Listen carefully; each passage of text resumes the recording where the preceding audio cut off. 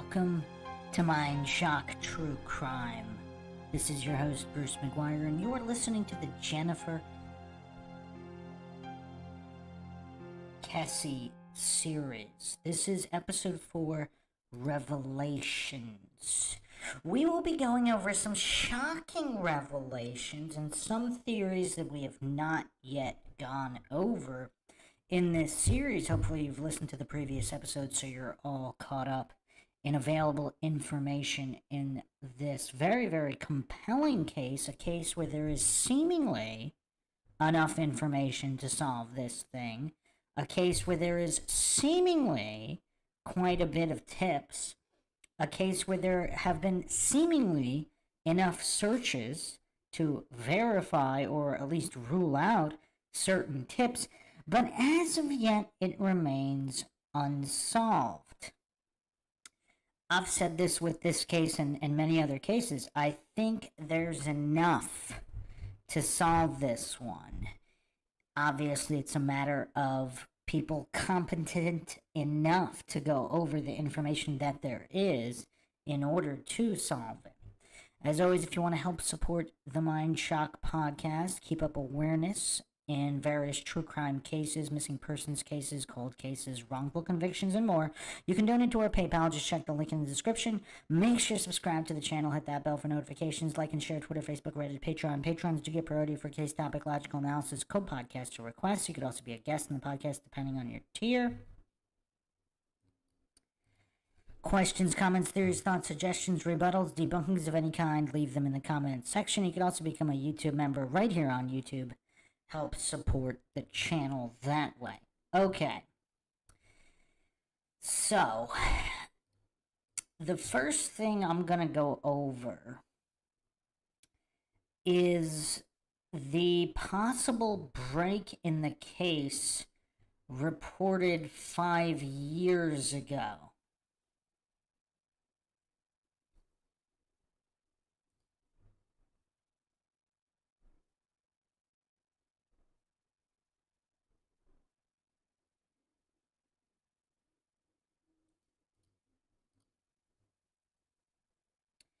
Now, this was so several bodies have been found in the area. I don't know if most of them have been identified yet. So just quick recap. Again, hopefully everyone has listen to the previous episode, so they'll be all caught up in everything we went over so far. The Millennia is obviously where Kesse's condo was. Now, there was a sighting at Northbridge and Oak Ridge Church, as well as Fisher Lake. A little over a mile away to the northwest is where there was the sighting of somebody with a white pickup dumping something wrapped in a carpet into Fisher Lake. There's also Curry Ford Road to the northwest, where a composite sketch of a criminal assaulting women and girls who happens to look very similar to Chino, one of the construction workers working at the Millennia, and was apparently also inside Kesse's condo for work. We went over him extensively in the previous episode, so check that out if you haven't already. So, quite a few sightings here. Now, Orange Blossom is where yet another body was found.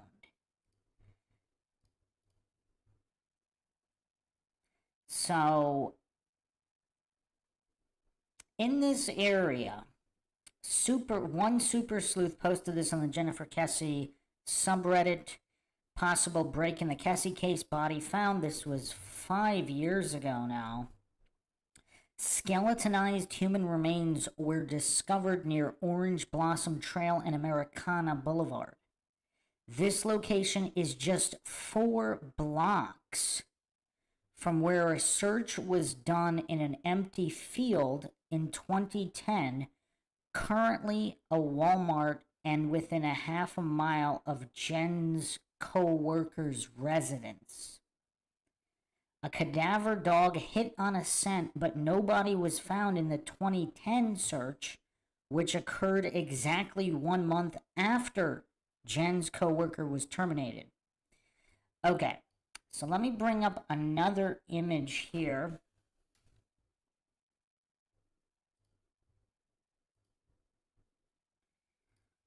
So we can see where more of these searches occurred. And we will be examining why these searches occurred and why nothing was found.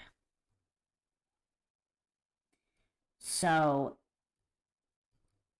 this is Orange Blossom.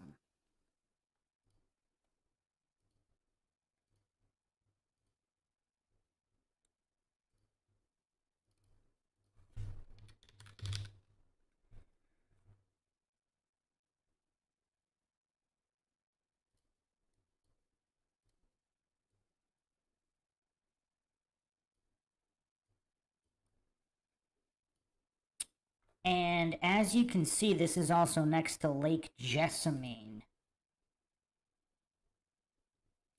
Now, before the Walmart was there, apparently this is a random field, and for whatever reason,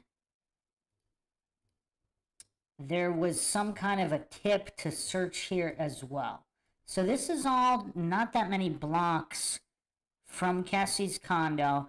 This is all not that many blocks from Jen's co-worker's residence who was terminated. Okay, so back in 2010, apparently there was a tip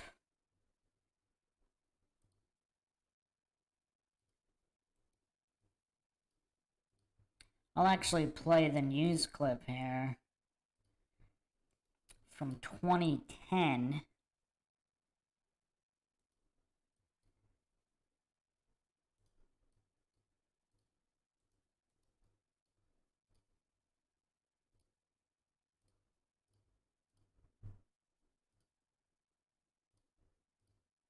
Missing.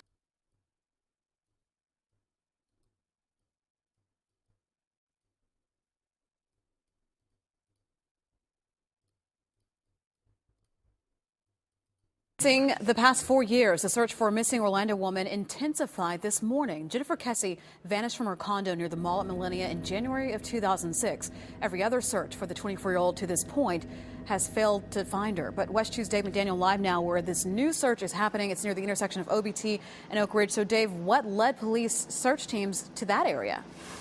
Well, they're really only saying that they've had a tip that takes them to this area. Now, they point out that they've had 1,000 leads since her disappearance, but obviously this is a tip that they... 1,000. I mean, that's a lot. That's a lot. They believe is very credible. We want to zoom in and we want to show you... And they believe this particular one is very credible. The area that is central to the search. We can tell you after talking more extensively with police and actually talking with Jennifer's father that cadaver dogs came in here, dogs with a good track record, and they have hit on this area. And that's exactly why the search has intensified. Dozens of searchers combing the area, digging with a backhoe, using ground-penetrating radar, all hoping to find the answer. What happened to Jennifer Kesse back in January 2006? They are doing what we've done before based on information that we believe to have been credible, what you call a dig. They're using some ground radar units, and we've got several agencies out here, and we have taken in over 1,000 leads. I can't say any, I do not have any specific information about what it is that led the investigators to this area. I mean, the Kesses want to know what happened to their daughter, and so does the Orlando Police Department, and so does everybody in the whole country. I remember when she went missing, and I would see her mom every day at the corner of John Young, trying to find tips and trying to find her. I hope this gives their family relief if that's her. You can hear the emotion in her voice, and obviously that emotion is very understandable. You're continuing to look live as they search for any and all clues that might lead to an answer in this case. I do have to tell you, I did speak with Drew Kesse on the telephone. He basically told me that right now, with all of this that's going on, he is simply numb. But he also repeated a message to me that really he's been telling me for the past couple of years. They want Jennifer found. And if finding her means being exposed to horrible news, the news possibly of her death, they'd rather know something than to be wondering what happened to their daughter. Reporting live in Orange County, Dave McDaniel, West 2 News. So what's curious is this, so, I mean, couple things here.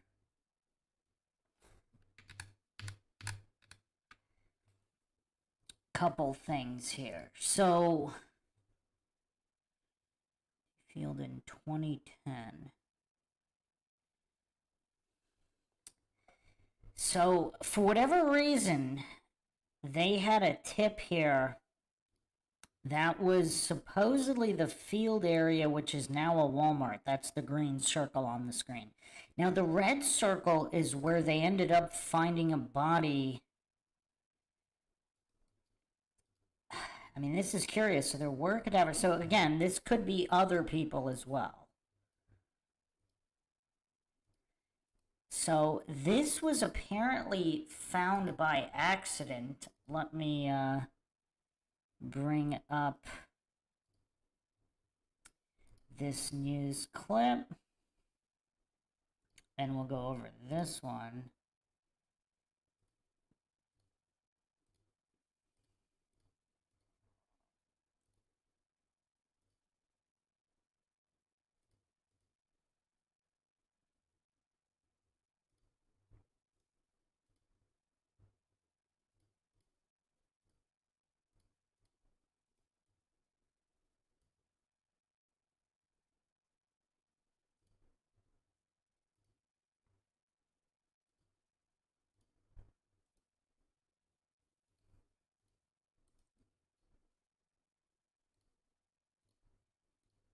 Orange County deputies spent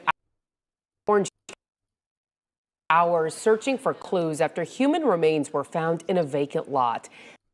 So this is the red circle. Orange County deputies spent hours searching for clues after human remains were found in a vacant lot. This is where the discovery was made along South Orange Blossom Trail. News 6's Clay Lepard joins us live where the investigation continues. And Clay, deputies say this body appears to have been there a while. So this is November. The news article was published November 28th, 2018 regarding the body found here. So initially, if this is Jennifer Kesse, I don't think they ever reported the identity if it was even found out. And so this is roughly 8 years after the green circle search in the field that is now a Walmart, where a cadaver dog apparently did hit, and apparently it was a highly credible tip. So if this was her, was the body moved? Or are these both just different people? Lisa, that's the word from deputies so far. The medical examiner's office and the sheriff's office just wrapped up their investigation here just a few minutes ago. What we know so far about this body that was found here is that it was skeletonized, meaning it had decomposed quite a bit. Just off this busy stretch of South Orange Blossom Trail near Americana Boulevard, you can see as deputies comb this vacant lot, looking for clues as to why a body ended up here. We spoke with the property manager for this lot based out of Jacksonville. She tells News 6 they had sent a routine cleaning crew out here and they found the body in the grass this morning. The property manager sends crews out to clean every few months, but hadn't sent a cleaning crew out here to mow since August. Deputies spent the day collecting evidence as they try to sort out who this person was. So this is kind of curious. So they're saying every few months there's a cleaning crew, but they've never found this body that was supposedly there for a long time. So it's kind of unclear here because they say the remains themselves are old. So were they placed there? So were they not there before August 2018? Or were they there all along and somehow missed by all these cleaning crews that come out every few months? How did they die, and why did their body end up in this vacant lot?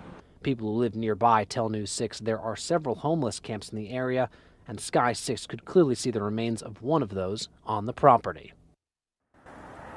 At this point, it's not clear if this person's death is suspicious or not. Deputies say they've begun the long process of trying to figure out who this person was as their investigation continues. In Orange County, Clay Lepard, News 6. Clay, thank you. You know what's crazy? In a lot of these cases,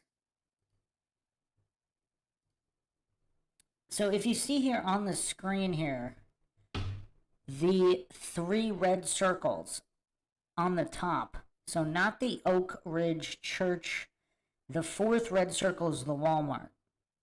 So if you look at the top 3 circles on the map in the middle of the screen, the first, or squares, rectangles, circles, whatever, the red outlines, the top 3 red outlines are almost in a direct line from Kesse's apartment at the Mosaic at Millennia to Huntington on the Green, which was where the car was found, and then Orange Blossom, where this body was found in 2018, is almost a straight line, and then the Walmart, formerly a field, where there was a 2010 search according to a highly credible tip.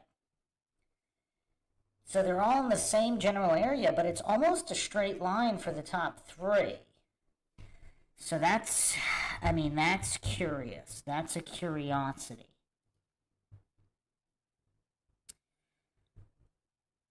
Yeah, that's tough. Because a lot of these bodies that are found, there's just never a follow-up report. So either they can't determine, or they did determine, but they didn't release the information for whatever reason.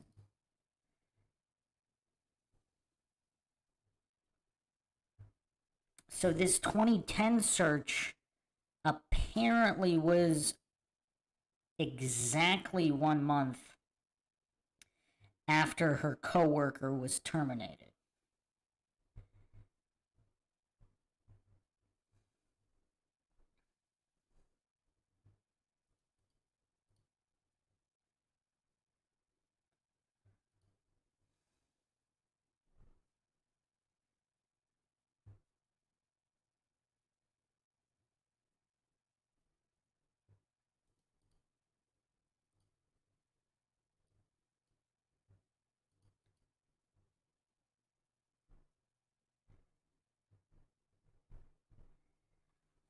Now, who's ready for another mind shock?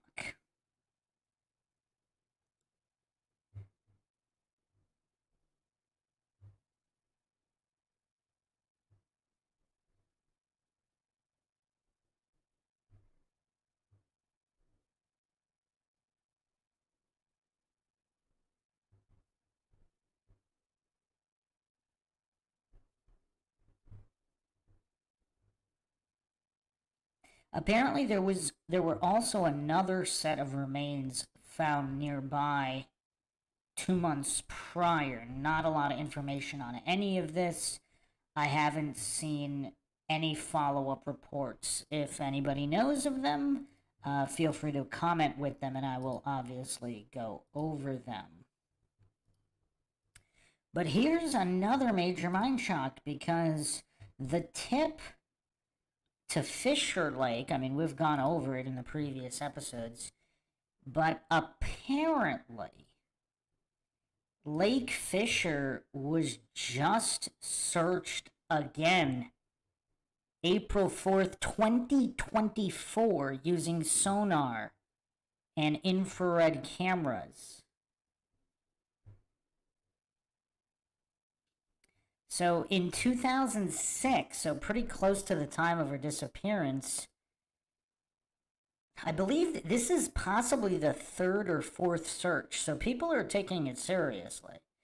So a witness saw someone dumping a rolled up carpet into Lake Fisher 2006.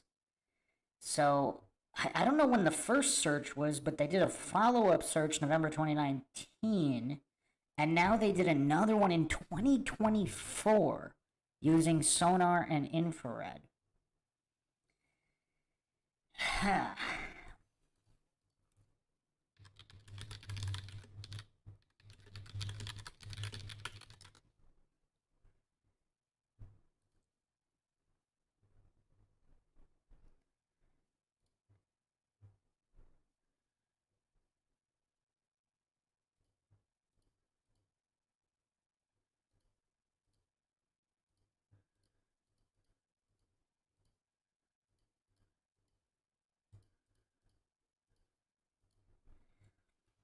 Here's an article from mysuncoast.com, April 5th, 2024.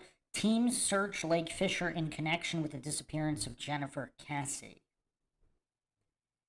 A sonar company is teaming up with the family of a missing Florida woman who disappeared in 2006. Sunshine State Sonar announced Friday that they searched Lake Fisher in Orange County after following up on a tip from 2019. Kesse was last known to be at her apartment January 23rd in 2016. After talking with her dad on the phone, her car was found a mile away from her condo in Orlando the next day. Shortly after she vanished, security footage caught a person parking Kesse's car walking away, but the poor quality of the video made the man pictured unidentifiable to police. Jennifer's parents, Drew and Joyce, have never given up in their desperate search for her. In 2018, they sued the Orlando Police Department and obtained all of her case files. In November 2022, they passed their info onto the Florida Department of Law Enforcement, who are actively investigating her disappearance. However, Drew Kesse says he has no knowledge of where they are at the investigation. The company says the team searched the entire lake with the exception of vegetated areas. They say they caught several anomalies and sent divers to check. Eventually, they will send divers to search the vegetation in the lake at a later date. You know, another question is, apparently, how good was the search in 2019 then? Because they're doing this follow-up search, and why wasn't this all done already?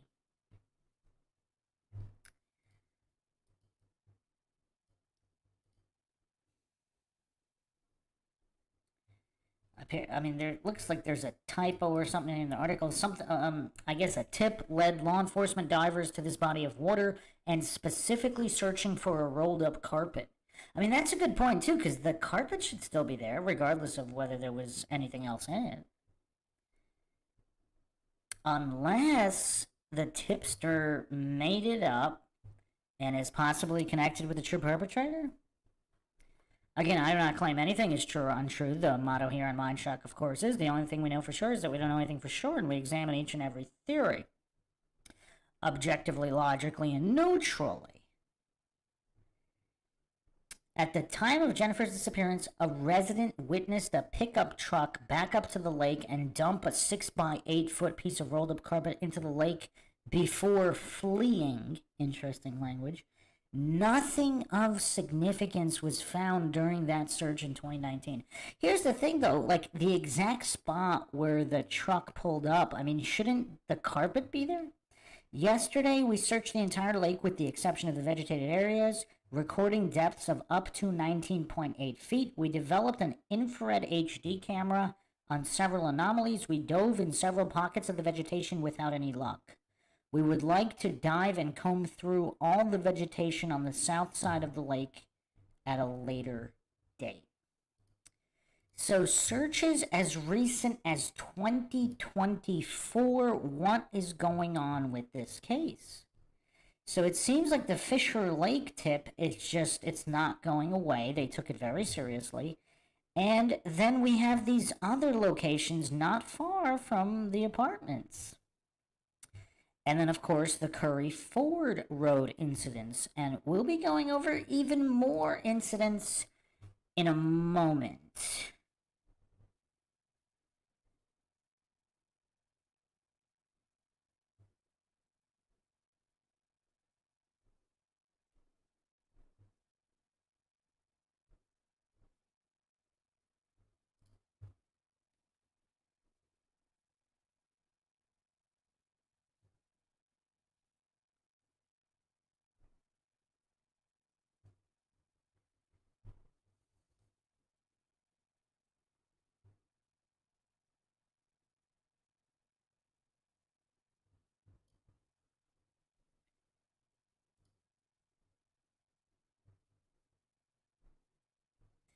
Okay, so here is the main new suspect that people have been talking about.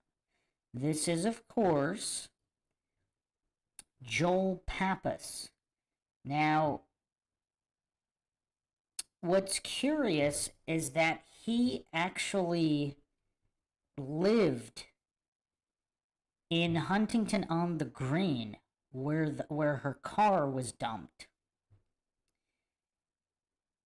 And he was accused of being the East Side rapist. 4 alleged attacks: May 2009, February 2010, June 2010, October 2010. And these are the known attacks, obviously. There could be many others.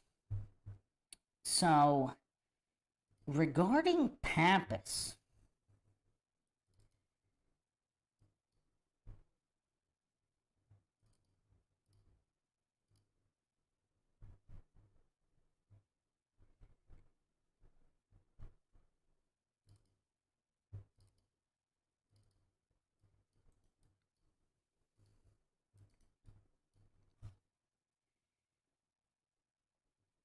one super sleuth also posted this regarding the Unconcluded podcast, February 9th, 2020. Interesting new lead in the Kesse case.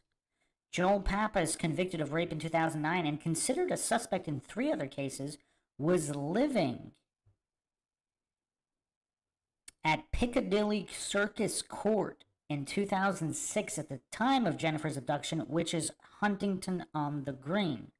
Known as the East Side Rapist, his MO included attacking women in the middle of the night who were home alone and living in multifamily units. He required his victims to clean up and shower afterwards. However, unlike Jennifer, the other 4 women weren't killed or went missing, and all 4 attacks occurred 3 to 4 years after Jennifer went missing. Pappas is currently incarcerated, born 1980, 5'9", 210 pounds, as of June 2013. Here's the thing, though, we don't know how many unreported cases there were, though, obviously, because if they weren't reported, if he intimidated victims or for whatever reason, there was another reason they did not report him. But it's awfully coincidental that he lived in the apartment complex where Jennifer Kesse's car just so happened to end up. I mean, we're talking Orlando here. The population of Orlando is, as of 2022, so in 2006,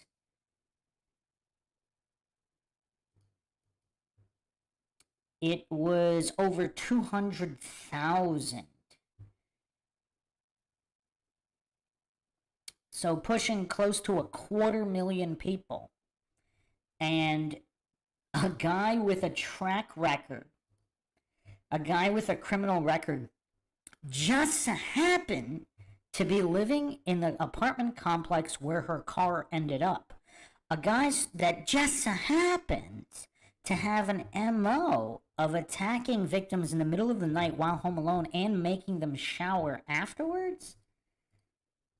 I mean, I guess in his mind, he thinks that's getting rid of evidence. I mean, I don't know exactly if that would get rid of 100% of evidence, but, I mean, obviously he was convicted.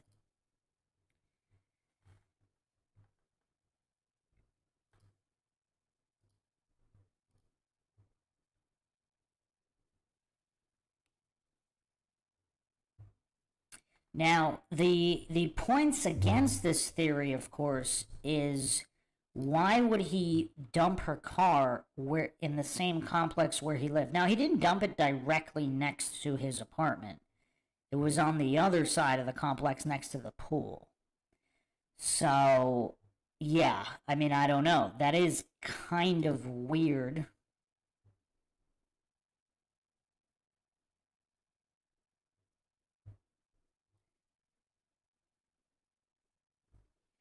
Now, there's also an issue with the dog tracks because he may have went back to Jennifer's apartment after parking the car there or not. I mean, there's a lot of conflicting information about the dog scent. Supposedly there were 2 different dog tracks, one of the passenger, one of the driver. So it is unclear, obviously, and you know, the tracks wouldn't necessarily be perfect anyway.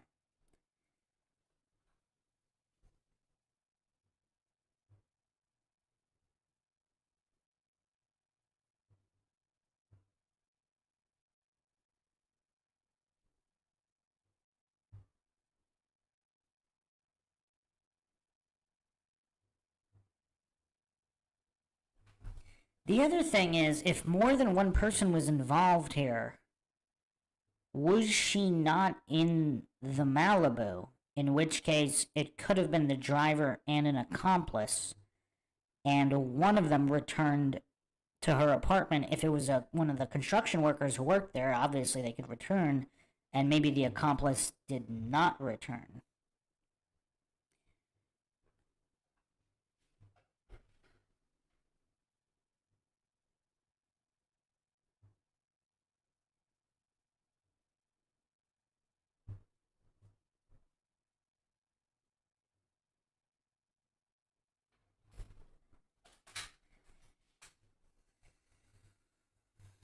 I mean, a lot of people automatically assume there could have only been one perpetrator.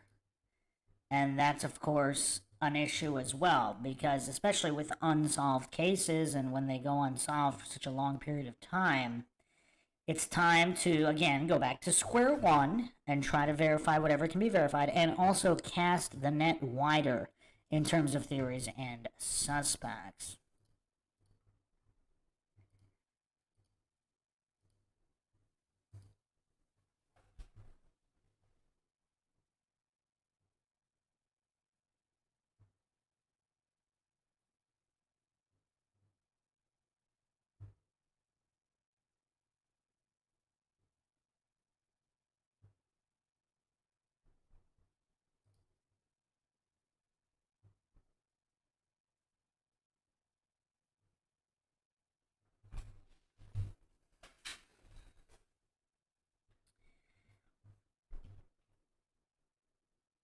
And also, if we, with the church situation, going back to the Oak Ridge church tip, apparently the witness in that account said that there were 2 vehicles involved. And again, it's really not that much of a stretch that criminal scumbags know other criminal scumbags. Like, I don't know why a lot of coincidence theorists have trouble with that. They just love to hallucinate that criminals can only act alone. It's just weird.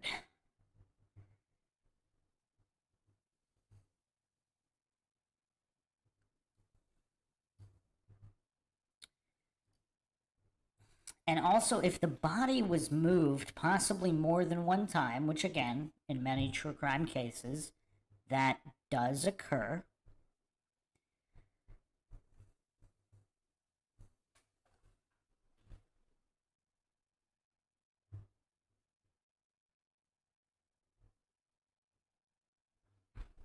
I mean, we just have so many conflicting theories and conflicting locations here. Also, going back to Fisher Lake, apparently the former co-worker that wanted to date Jennifer was arrested the week before she went to St. Croix.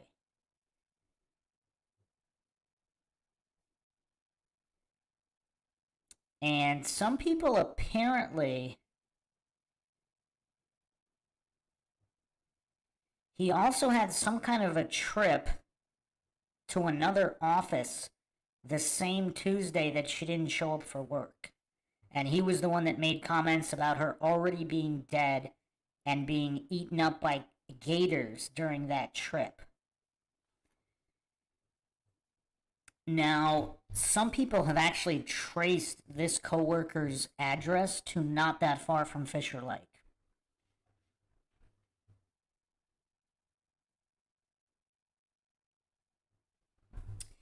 Now, see, again, unless you think all of this is coincidental, is it possible all of these factors are related to her disappearance?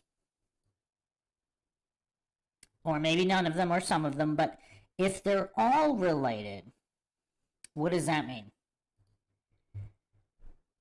How do we fill in all these variables into the equation?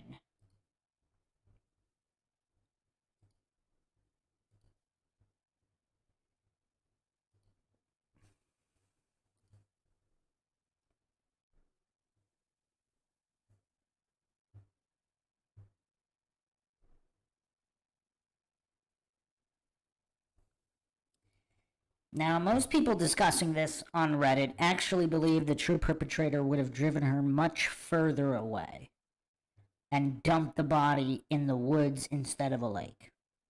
And then animals might have done the rest. I don't know. I mean, again, just true crime statistics. I mean, bodies are often found pretty close to the last known location of the victim.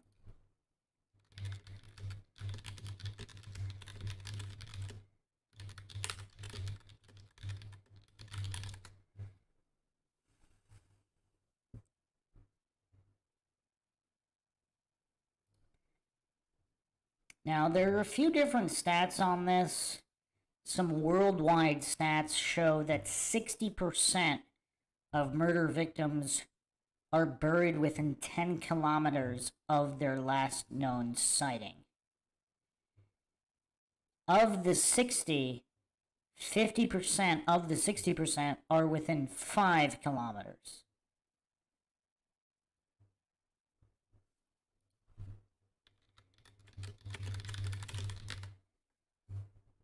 So 10 kilometers is 6.2 miles. So 5 kilometers would be 3.1 miles.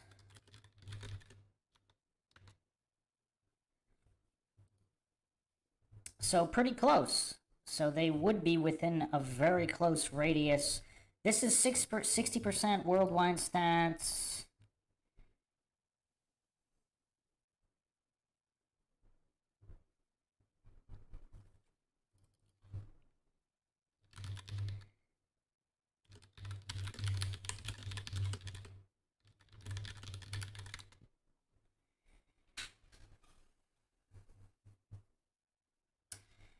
Can't find US specific stats, but if we had to guess, probably somewhere in line with worldwide stats. So that would be more often than not, but not necessarily the overwhelming majority, but more often than not. And those are of the ones found. So I guess we can't really read too much into those stats because, you know, there could be, you know, tons of victims that are never found. Well, there are a lot of victims who are never found, plus all the victims of crimes that nobody even knows about that aren't found. So, yeah, it's tough.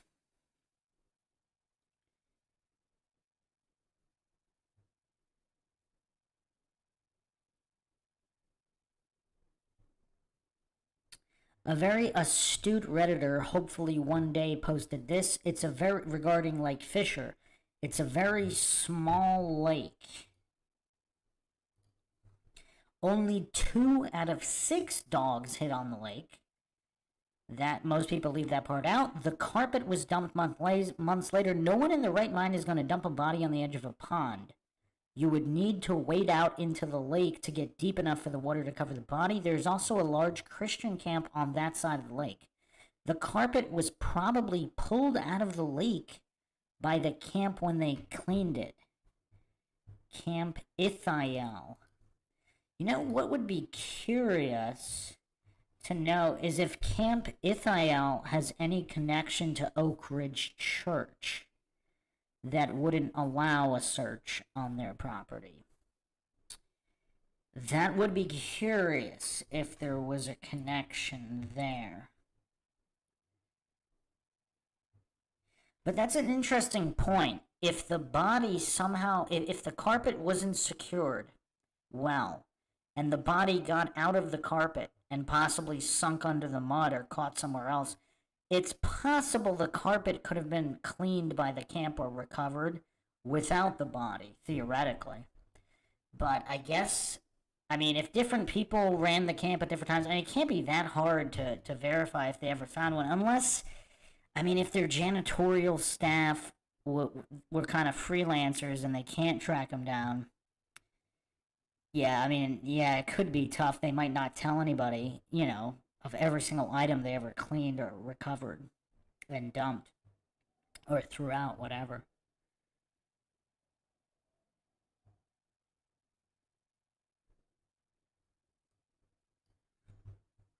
Yeah, this is really tough.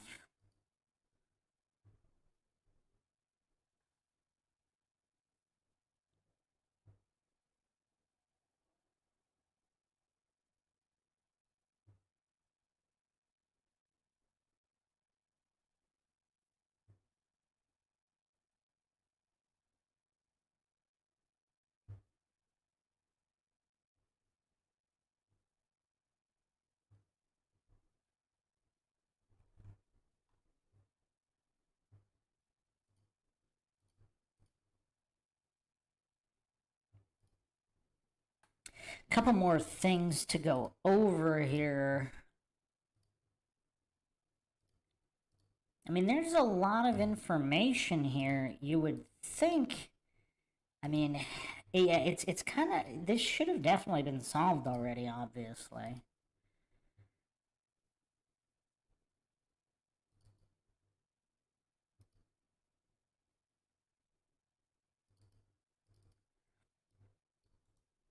Let's just go over the second dog scent one more time.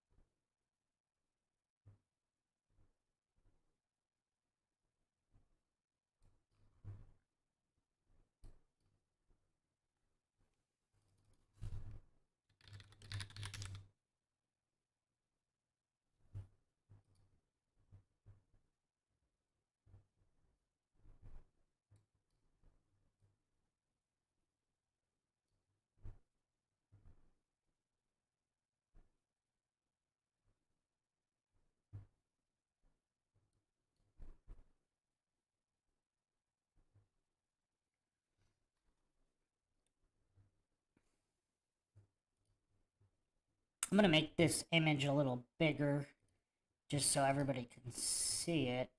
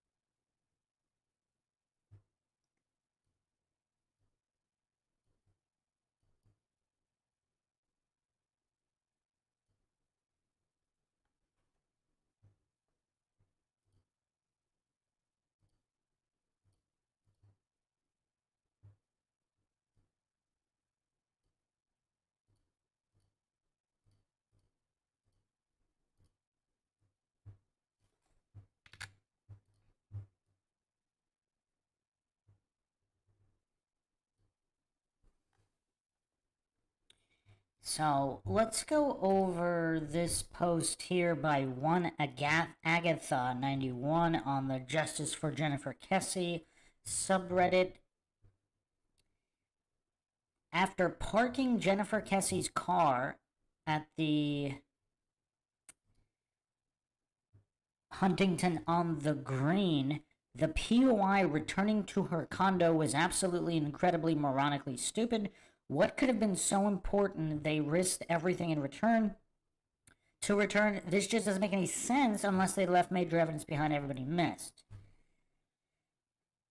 Some responses here. The dog's handler said the dog was following Jennifer's scent. I'm not convinced the POI went back to the Mosaic.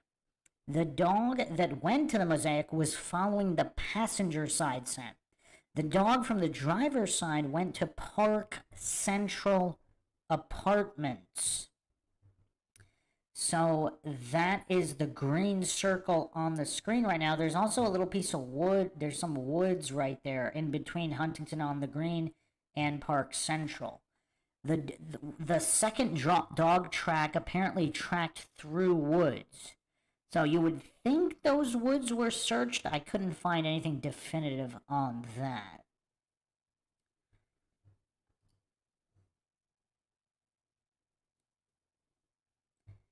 So the dog that went to Park Central lost the scent there.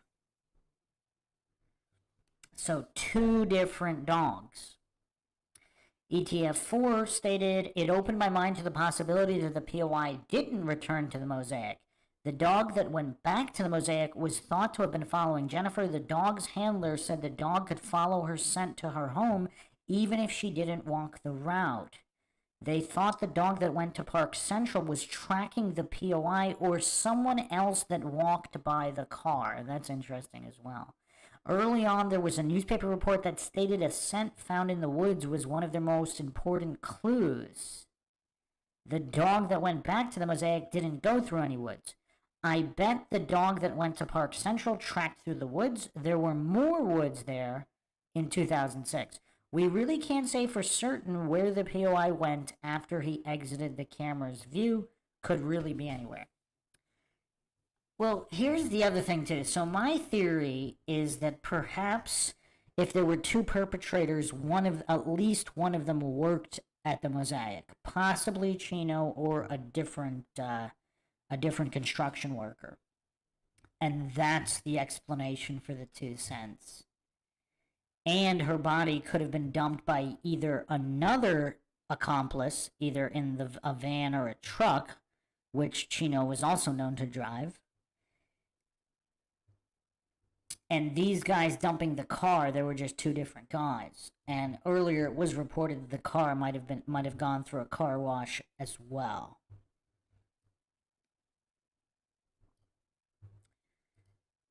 So, yeah. The last thing we're going to go over is another clue here that I haven't seen anybody discussing that might lead to even more possibilities. Now, again, I've gone over a lot of this stuff before, but I want to go over it again just with this new information on this new search that happened in April 2024. So clearly there's something still going on here. So what I want to go over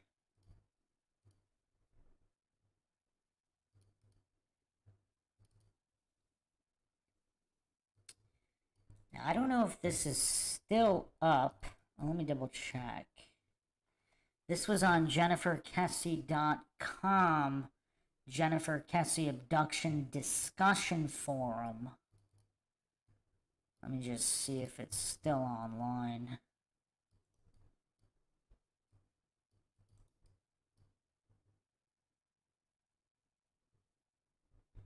Okay, apparently it's not, but luckily I have an archive.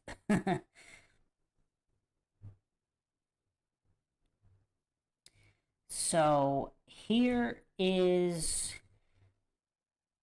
poster Find Jennifer.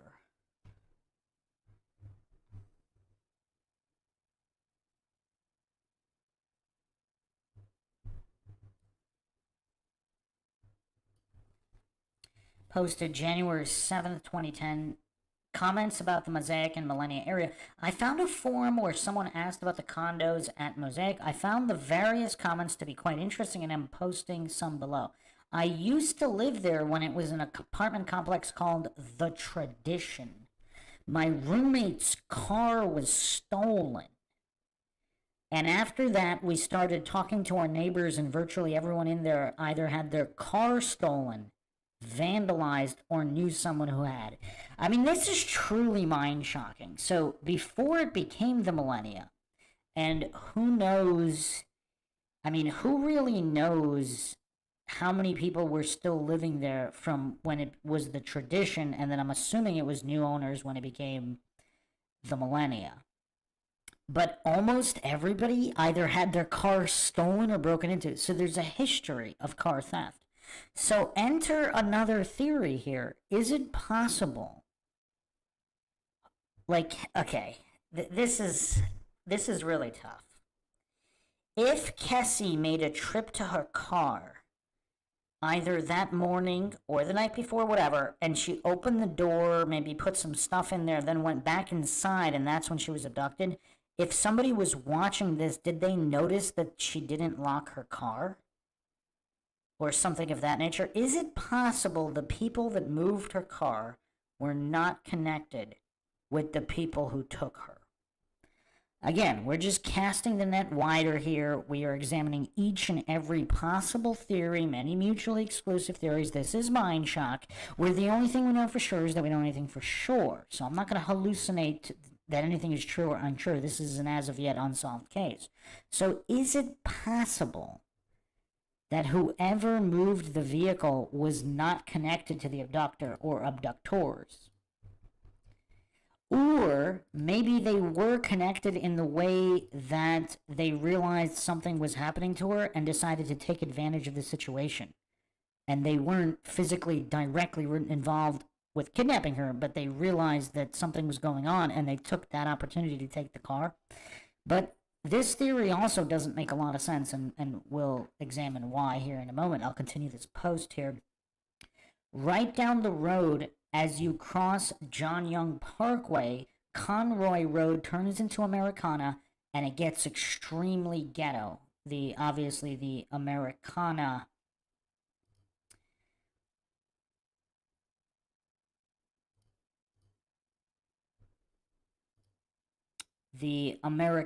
Orange Blossom intersection is where that body was found.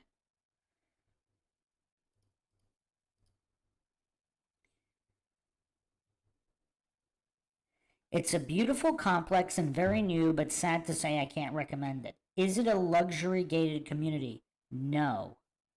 FYI, the Mosaic is also the complex that Jennifer Kesse disappeared from.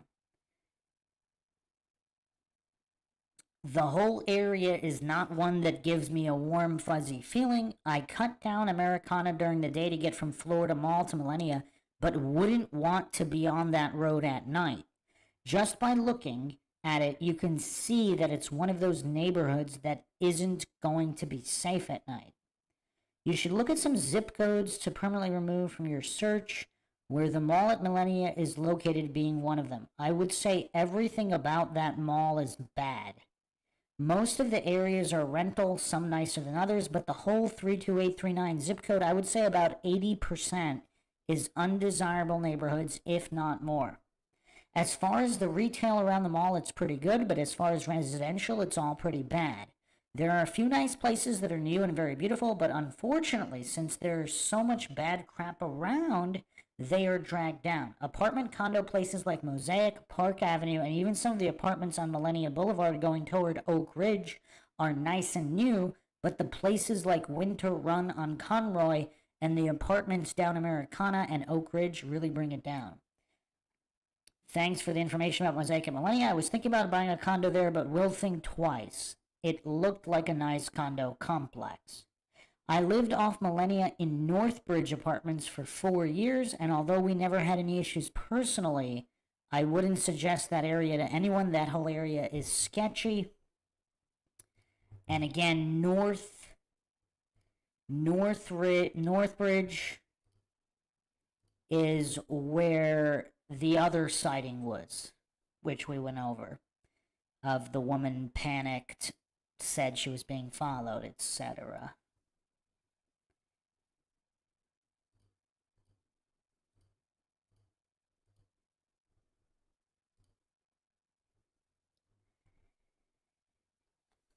We lived there mostly because we didn't do enough homework. Was looking for somewhere halfway between Celebration, where I worked, and UCF, where we went to college. And although that anywhere next to a mall as upscale as Millennia couldn't be that bad, however, it's definitely an iffy area. Some of these are comments also from City Data, made May 2009. Another poster posted this. I totally agree with the comments above. Millennium Mall itself is a beautiful mall with high-end stores, but unfortunately the area is no good.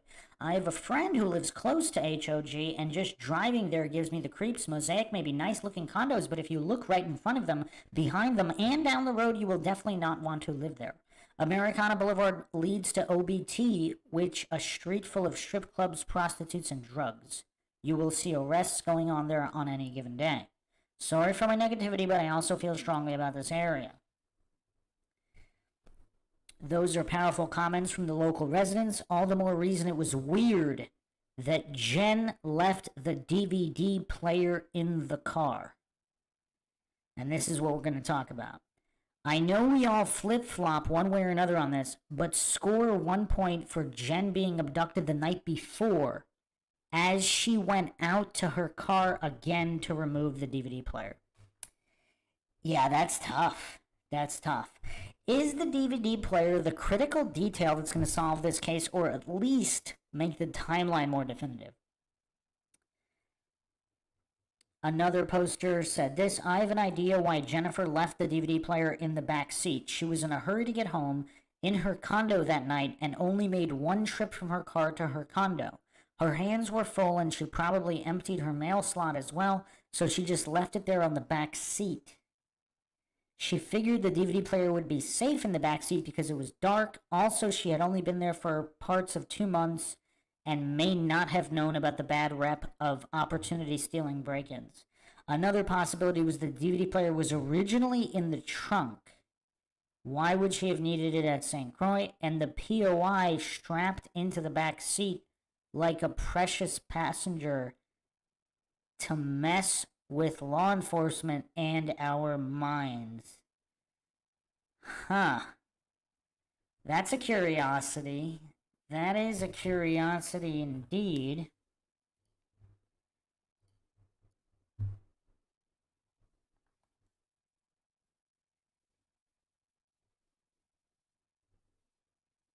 Thanks for the super chat, Dub. Kind regards, best wishes all. Off topic, I hope in the future you might consider possibly cover the lefty liberal who set himself on fire in New York. OMG, she's still missing. I have never heard of her before. Sad. Yeah, well, I mean, they just did a search.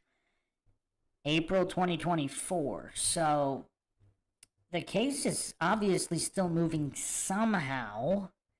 And like I said before, I think there's enough info to solve this one.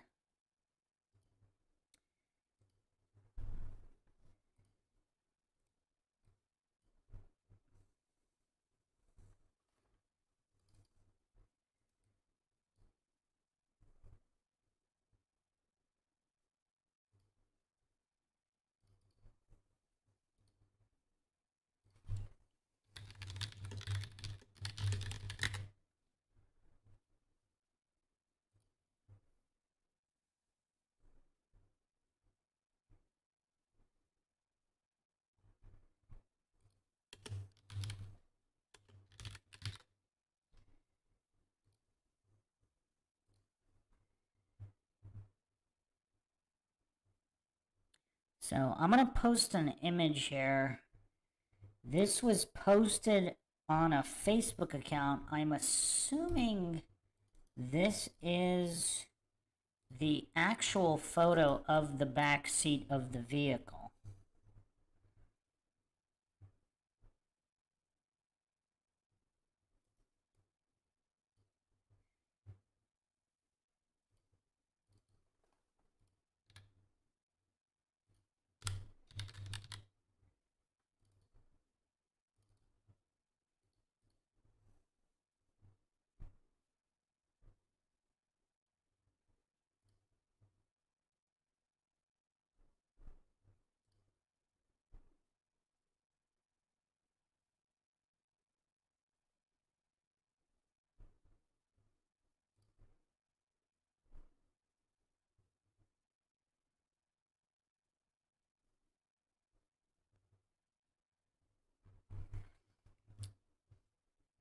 Yes, I'm going to put it on the screen right now. It's a curious photo. So I believe this is not a reenacted photo. I think this is the actual photo of her back seat.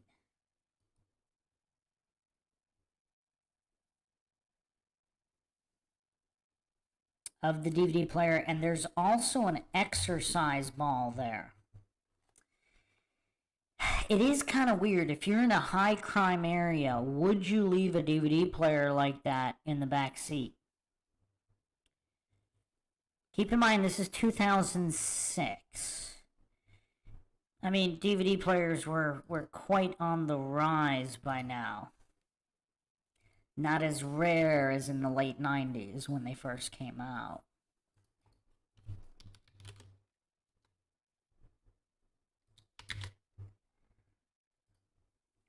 It's developed 95, first released November 1st, 96 in Japan.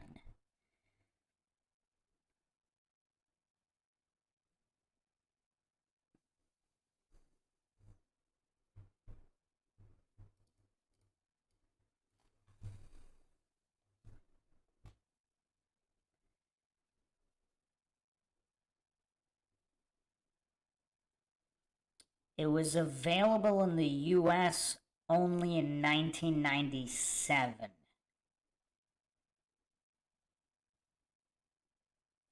With only 32 titles.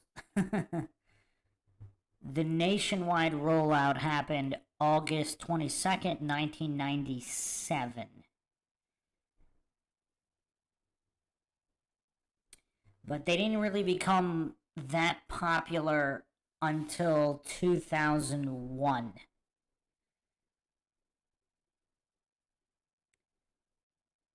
By 2007, 80% of Americans owned a DVD player. So in 2006, beginning of 2006, it was a bit less than that. So yes, they were still kind of a prized commodity for theft. Just a quick stroll down memory lane for the DVD format. Okay, so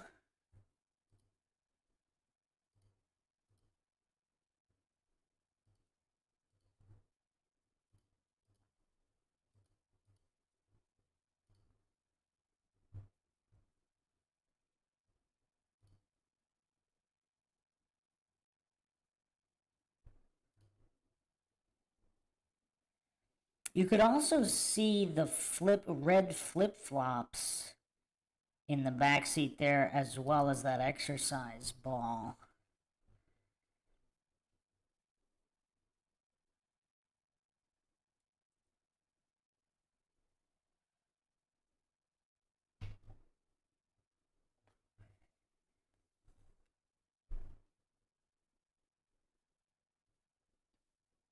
Another poster said, I believe the DVD player was strapped in the back seat to protect it from damage on her car trip back from Rob's place, her boyfriend.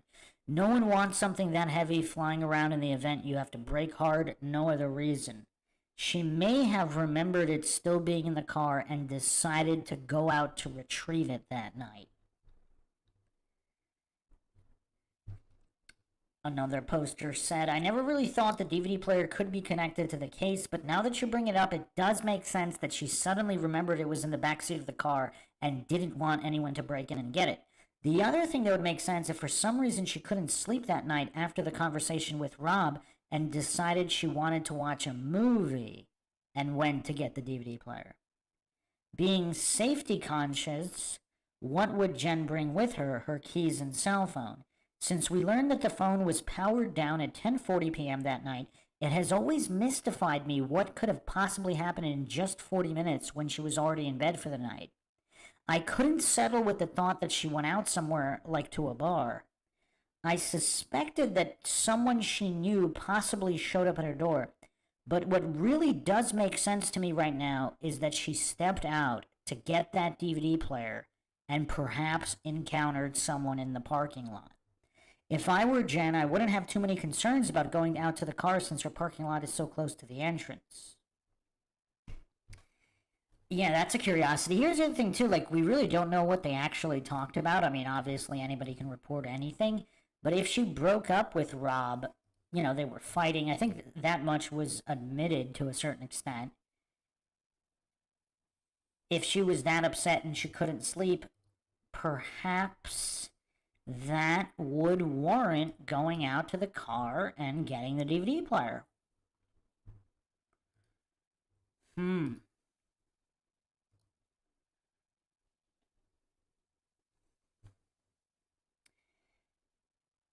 Another post here, very interesting. Also, too, that why, if Jen was going out to get the DVD player, why wouldn't she have stayed on the phone with Rob or someone? Because she used safe calls around her condo, but she did not this night.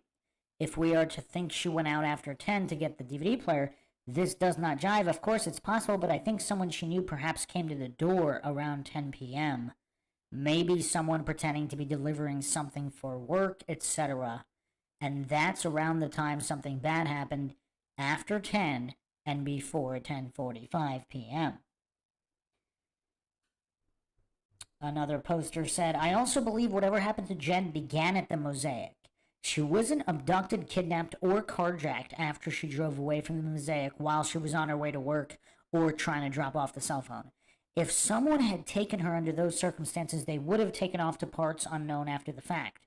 There would be no reason for them to return her car anywhere, and certainly no reason to walk back to the Mosaic, if that's what happened.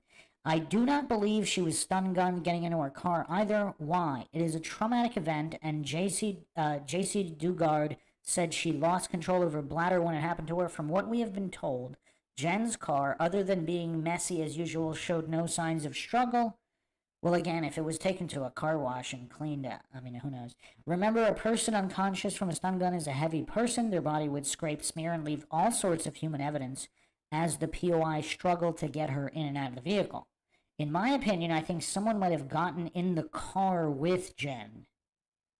All a stranger with a gun or knife has to say, make one sound and you're dead, and believe me, most folks are going to comply.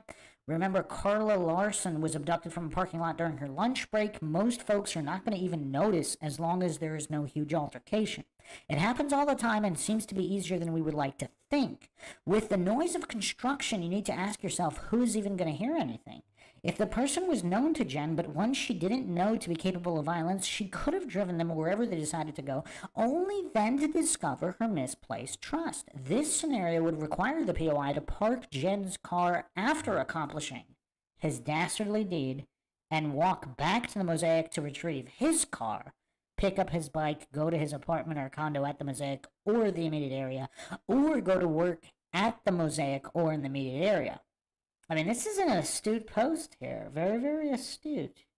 The parking of Jen's car at the Huntington-on-the-Green apartments is the key and crucial clue because it ties the POI to the Mosaic.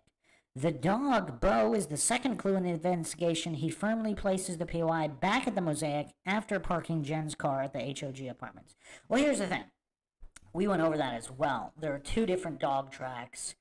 And with or without accomplice, also the dog might have been made a mistake too, so we don't know. This is why I wouldn't put 100% blind faith in anything.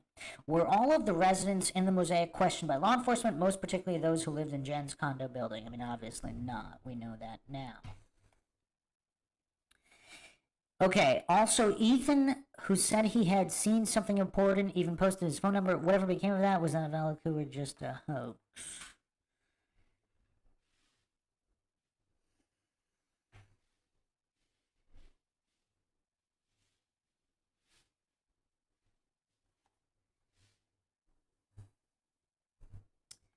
Someone else commented, here's why we now think the POI put the DVD in the back seat, referring to the previous comment.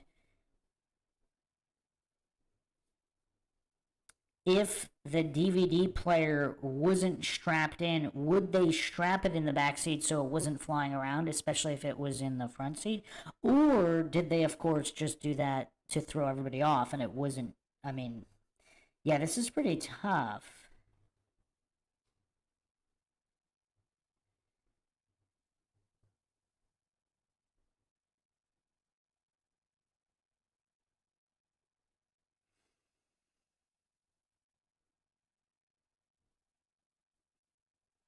someone also asked if Rob was the one who put it in her car for her.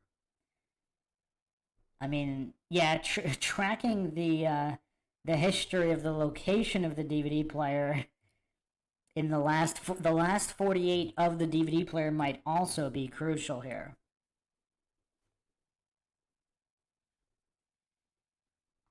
Charles McGilton in the chat, with all the resources our government has, this case should have been solved already.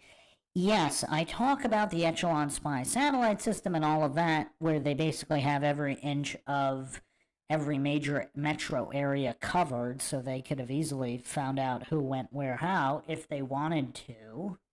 Obviously, a lot of that tech was classified in 2006. I mean, some of it still is. Give me 1 second. The stream's getting a little bit droppy.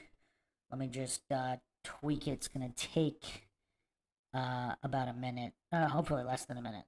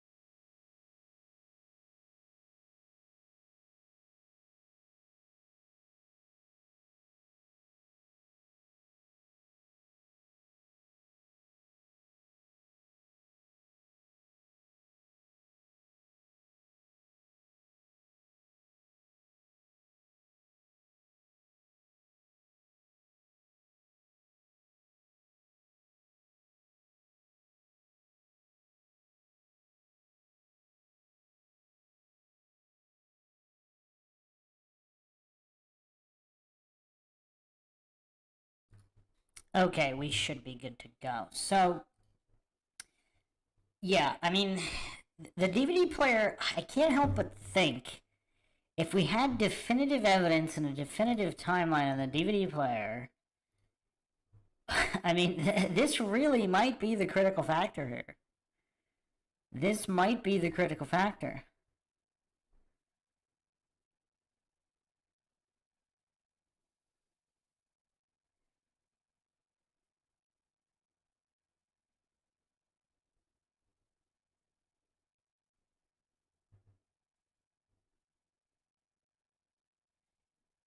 Also, apparently, I don't know if it's verified, because the whole timeline is a major issue.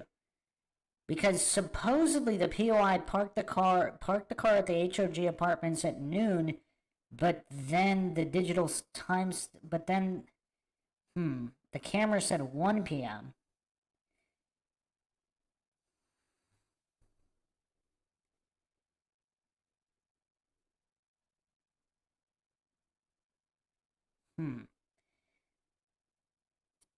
And then, of course, there's the issue with how long someone spent in the shower in her apartment. Possibly either the POI or, again, coincidentally, this guy Pappas, who, this convicted rapist with these other cases, who just so happened to live at the Huntington on the Green, either exactly at that time or if he had moved a few weeks prior. Some people were saying he moved, but obviously he'd still be familiar with the last place he lived at. And we don't know, did he continue renting for an extra month so he had 2 apartments, or who knows, did he know who rented the apartment after he left there? Either way, his MO is having his victim shower afterwards. So, yeah, the timeline here is a huge issue.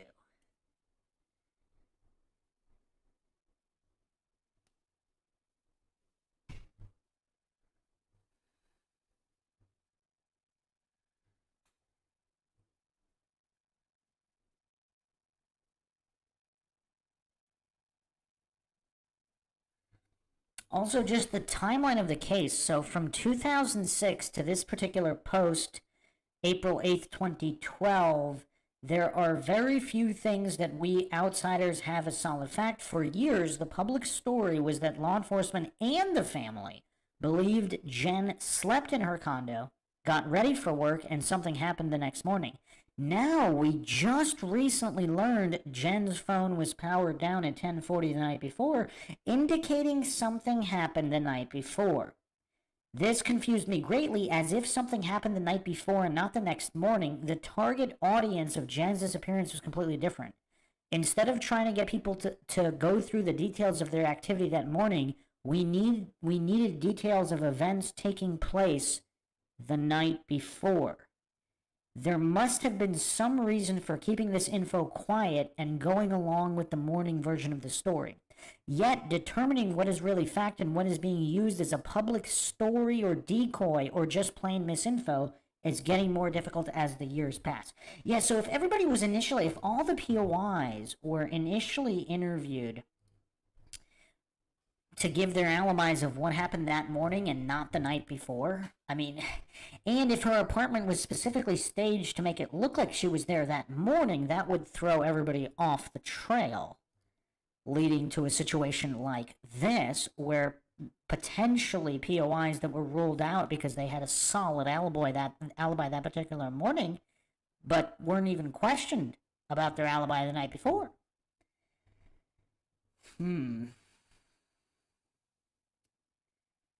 So someone could have been watching her when she arrived that night and been waiting for their opportunity, if it was someone not known to her.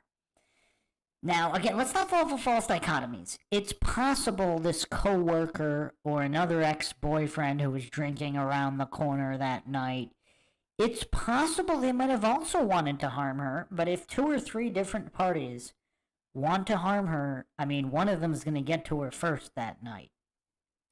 So even if they're all viable suspects, and even if they all intended to do her harm that night, that doesn't mean they all did.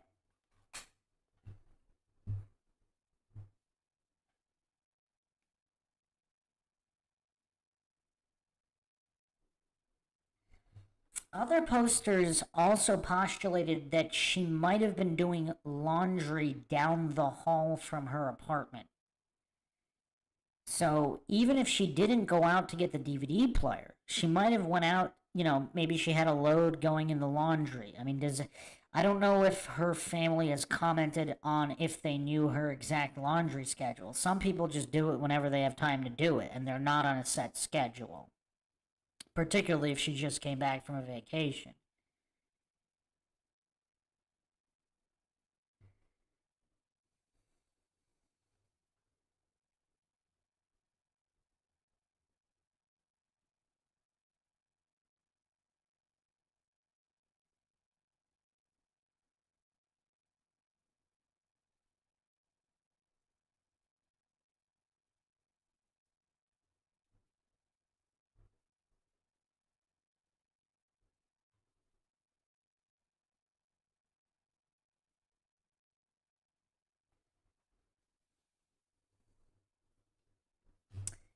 Another poster posed this question.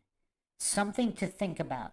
Do you think it's possible the POI walked from HOG early that morning to Jen's condo, grabbed Jen and her car, and then parked it back at HOG from where he came, and just walked off, not going back to the Mosaic? This meaning Bo could have smelled both scents from the early AM instead of that afternoon. Really think about this. What is said on this is not fact at all. We just don't know for sure, all speculation.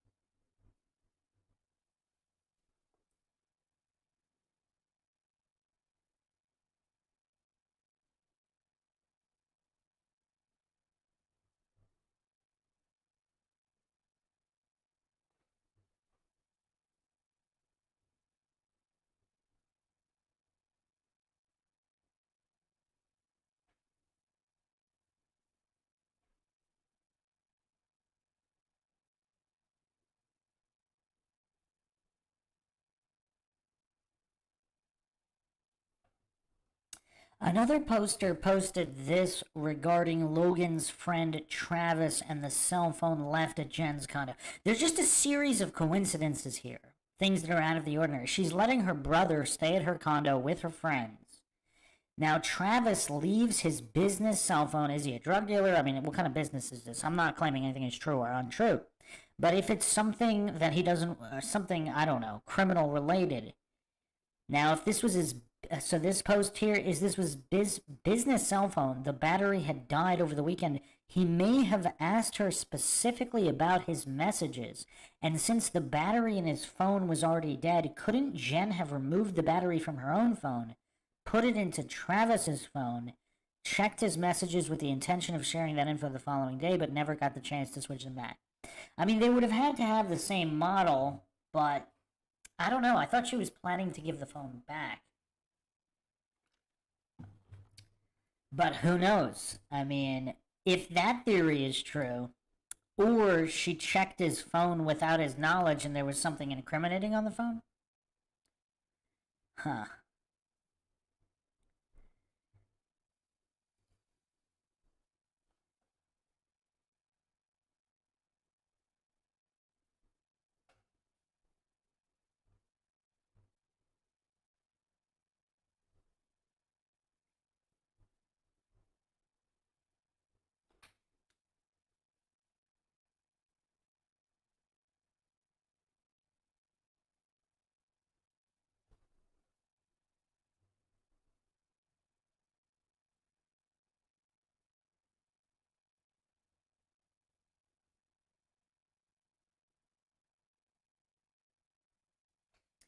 Other posters are saying that there was a lady that lived underneath Jennifer's apartment that is refusing to talk.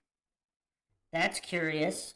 Was she intimidated by the construction crew, the workers at the mosaic? Because her testimony could be curious. What did she hear the night before? What did she hear that morning? I haven't seen anybody corroborating this, but supposedly she refuses to talk. That's curious.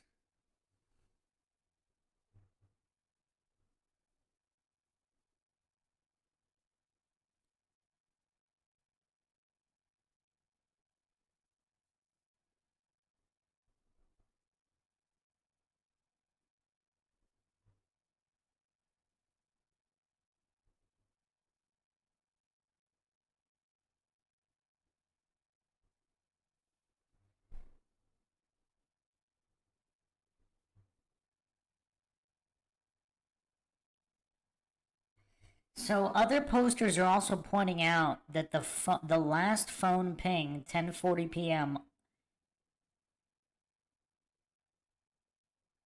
was not at her condo.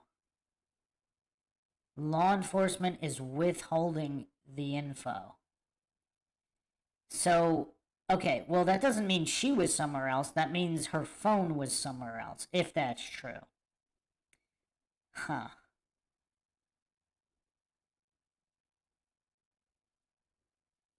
So she may have went somewhere either willingly or not, and that's where the last ping was. If the ping wasn't at her apartment, I mean, that's a problem.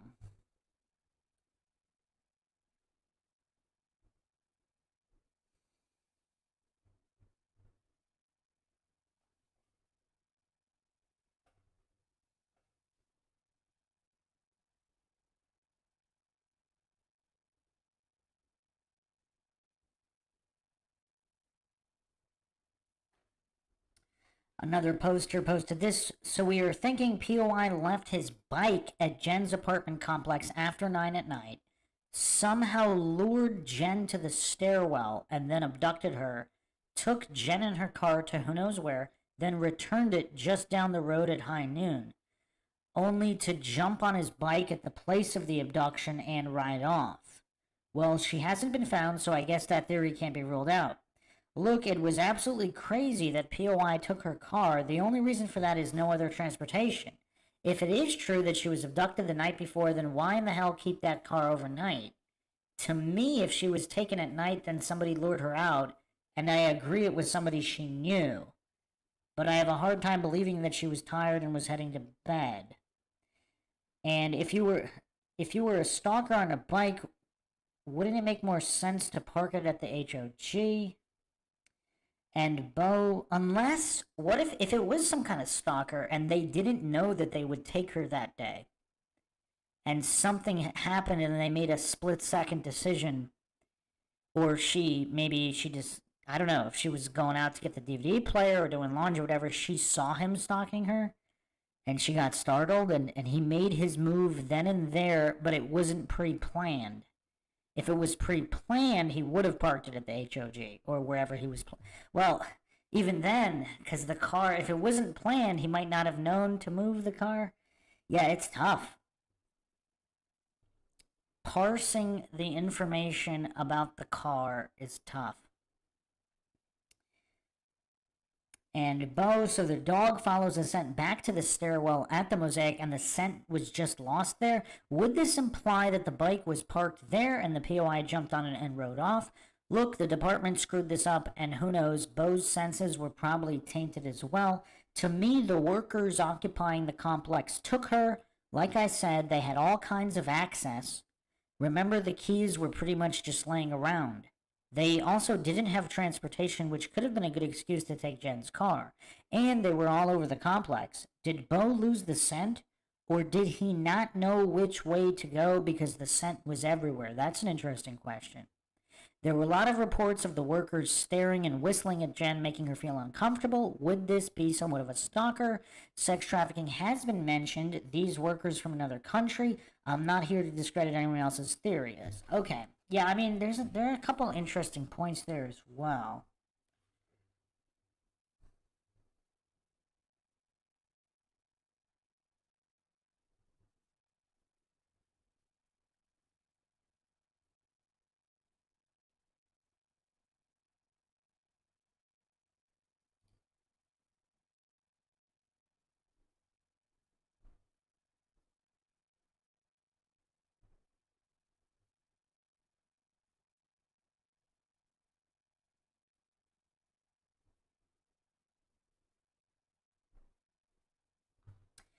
Also, a lot of posters are discussing who lived on the first floor underneath Jen.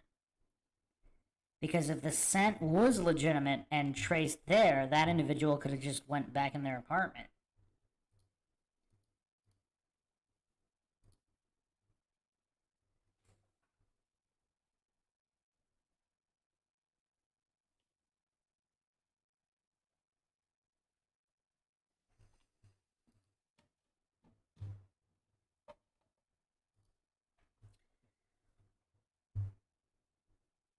And the Mosaic might have had front and back staircases.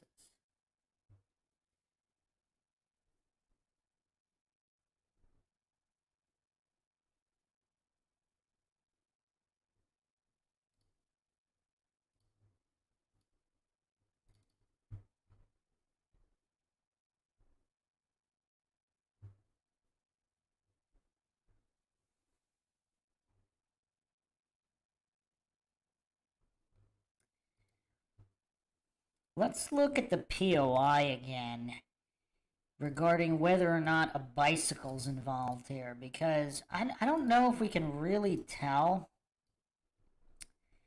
but it looks here almost like there was definitely an effort here. I mean, it's really hard to tell.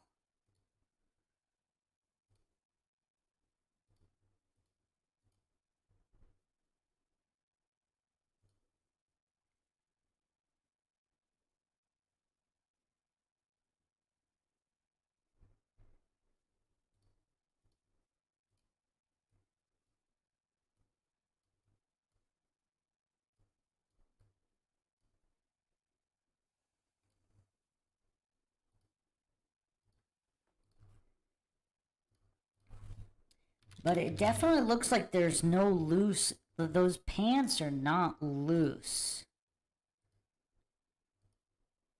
If you look here, are they tucked in or are they just very tight? A bicycle rider would obviously not want the bottom of a pant leg fluttering around getting caught in the chain. And that does look quite flush to the sock. That is curious. That's definitely curious.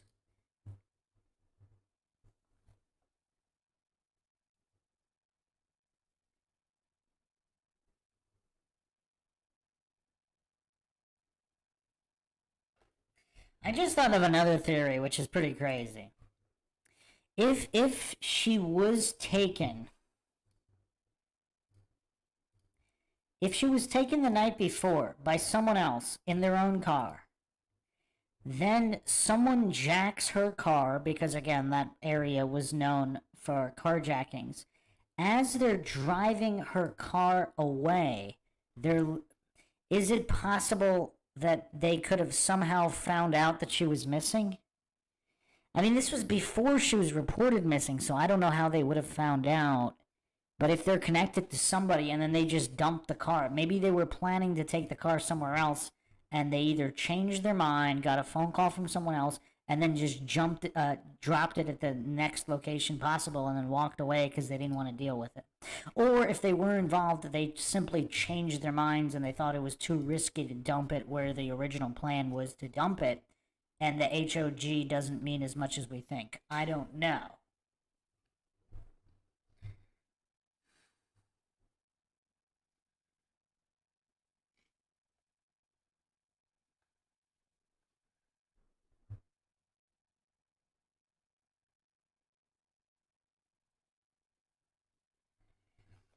In terms of motives, means, and opportunity, clearly the workers at the Mosaic had the most, just based on the limited information we have.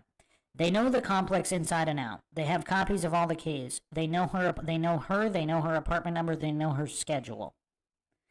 So we can't ignore that. Now that still doesn't mean they did it, but it is hard to ignore that. Yeah.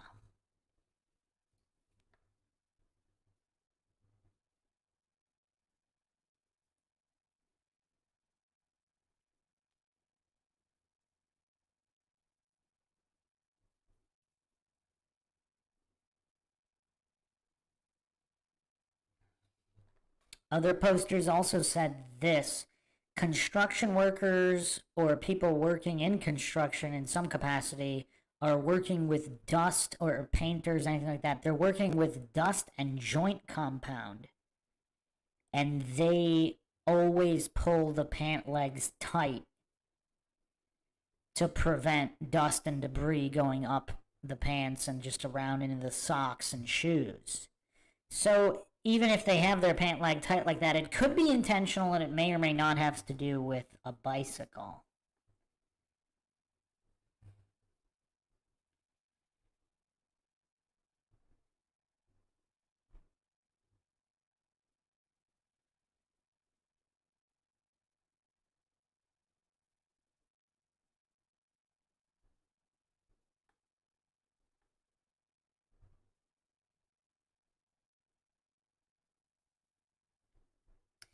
Also, you would think, I mean,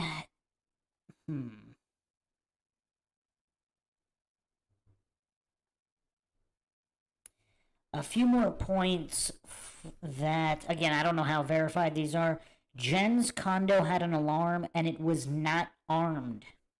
So if that's true and the alarm was not set, that's just another point pointing to her being taken that night before she had a chance to set it. If we can verify that she always set it.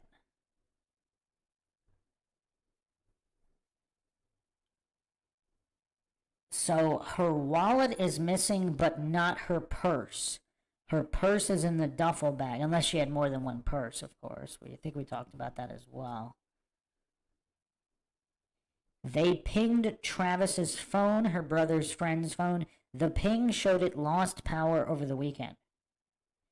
The flip-flops in her car, one pair was the pair she wore home from work that day. The other pair was a pair she wore in St. Croix. In her car, in the cup holder, were aspirin, her mail key, a business card. They are withholding what the business card was for or what was on the card. Her sunglasses and her car charger wrapped around the gear shift.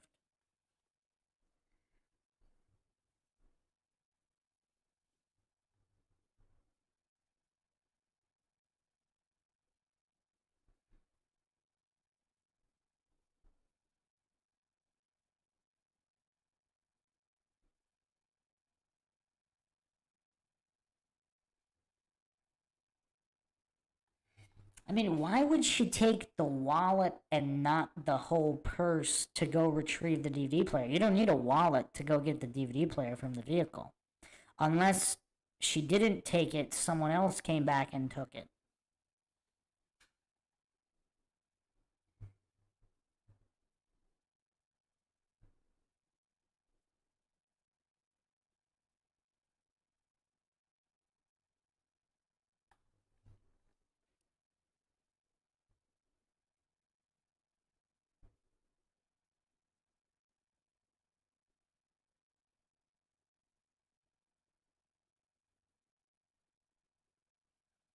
Some more points on the flip-flops.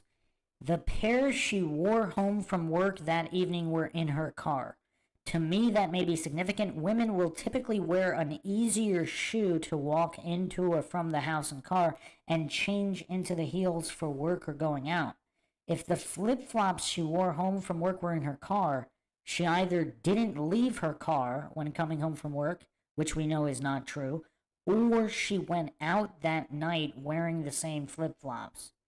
Recall that her favorite snakeskin pumps are also missing. Wow, that is significant.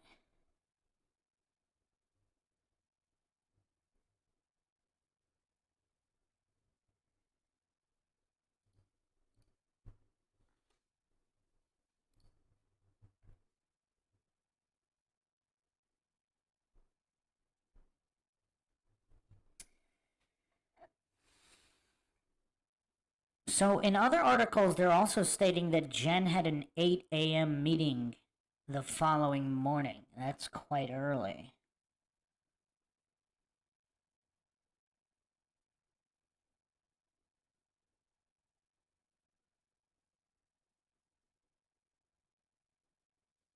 Okay, here's another mind shock. This could be very significant. So, there was a cop doc interview. Logan, her brother, went around knocking on doors, banging on doors. The only condo near Jen's that was unlocked was the condo directly across from her door. I don't recall hearing if this was an empty condo, but because there were only 6 occupied units in her building, I would imagine it was. Back to my theory, then maybe Jen was surprised by a knock on her door that evening, sometime between 9:57 and 10:40 p.m., and someone got her to open her door or they had a key to it. Maybe she hadn't turned on her condo alarm yet. They dragged her into the empty condo.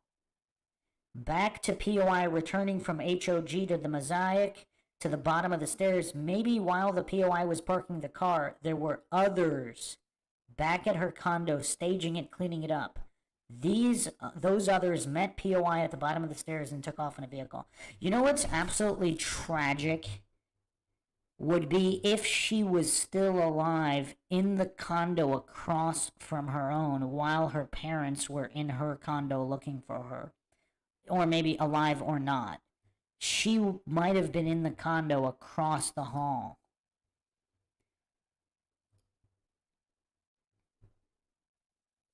Now, if Logan checked that condo at whatever point, I mean, I'm guessing it was empty then, if he knew it was unlocked and he walked inside. Also, regardless of whether she was there or not at that time, I mean, again, the timeline here is all over the place, but was someone else kind of just hanging out in that condo, keeping tabs on her, possibly for weeks, days or weeks? Yeah, this is really tough. That might not be a coincidence either. And if there was more than one individual involved, I mean, that could account for a lot of these variables.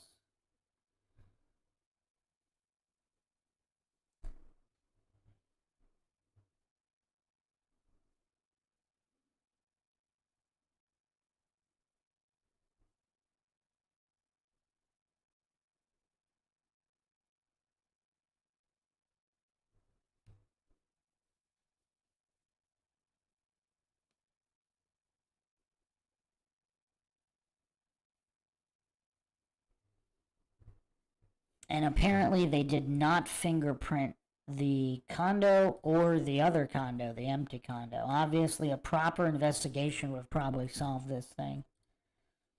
They probably would have solved it within, the first or second day. I mean, that's when most crimes get solved, of the ones that do.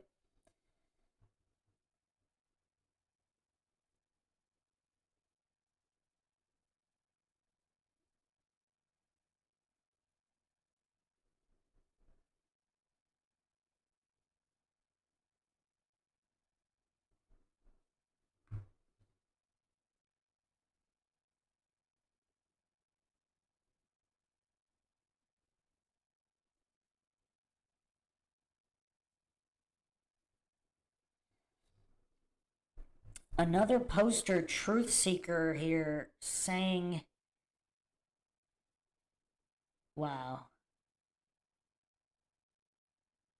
that there may have been yet another serial rapist in the area, and there were break-ins and rapes prior to the Mosaic. So not after, like with this Pappas guy, but before, while it was the tradition where a lot of people were also getting their cars stolen, there was a serial rapist who was doing break-ins and rapes.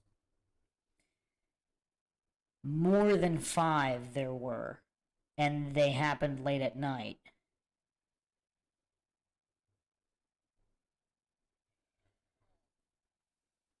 And this individual was never caught. So this was prior to 2006. This was before this was the Mosaic, it was the tradition. And then apparently Jennifer Kesse goes missing. Then a couple years later, Pappas is doing this again. It's quite weird.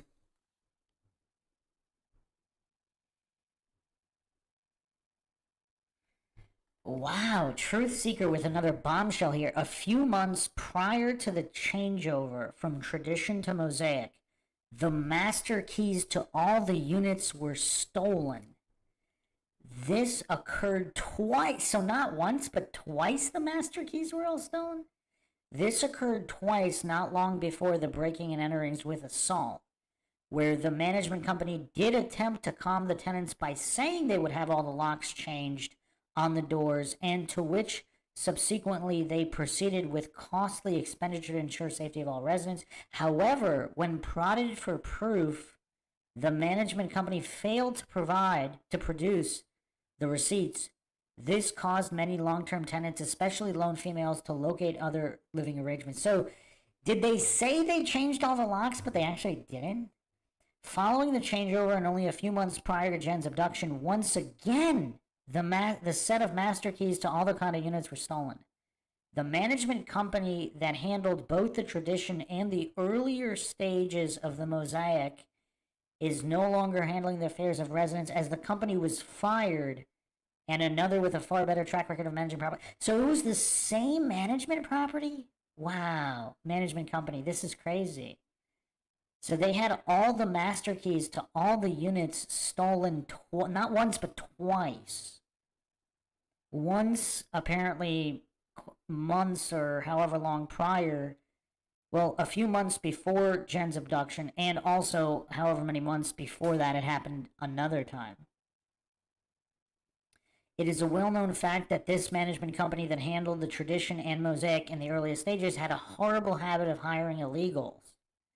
Most of the time, heads of the company could not honestly admit to who was working for them or even the number of employees. If someone was hired, for example, as a janitor and couldn't make it into work, he or she could send someone they knew in their place, and the company was none the wiser. This fact is where tracking any actual employees during Jen's stay would be next to impossible. Is this why this case is unsolved?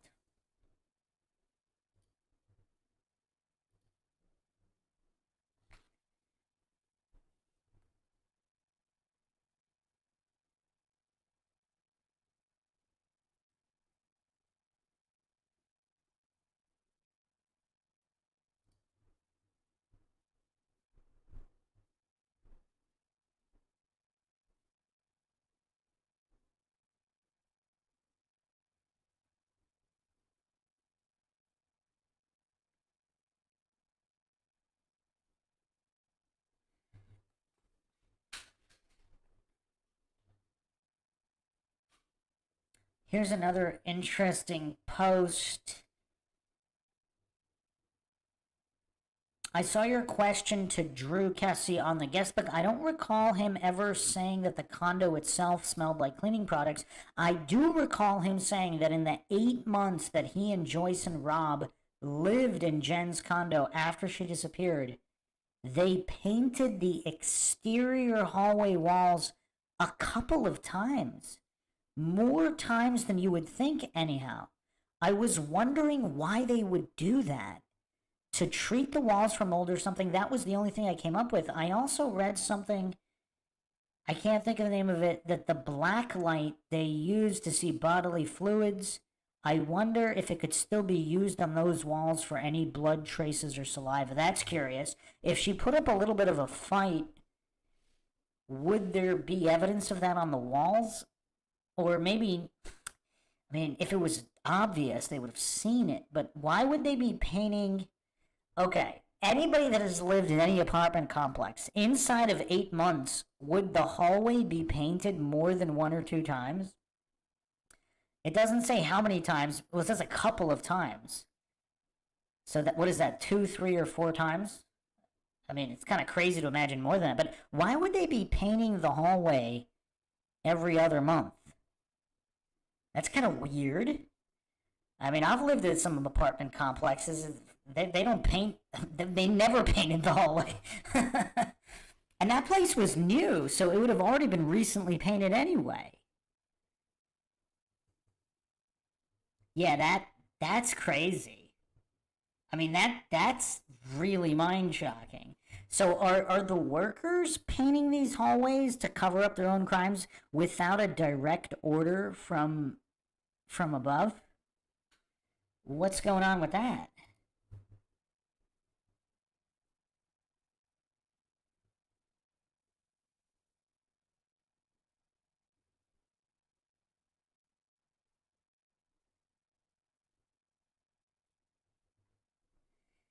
Apparently they also repainted.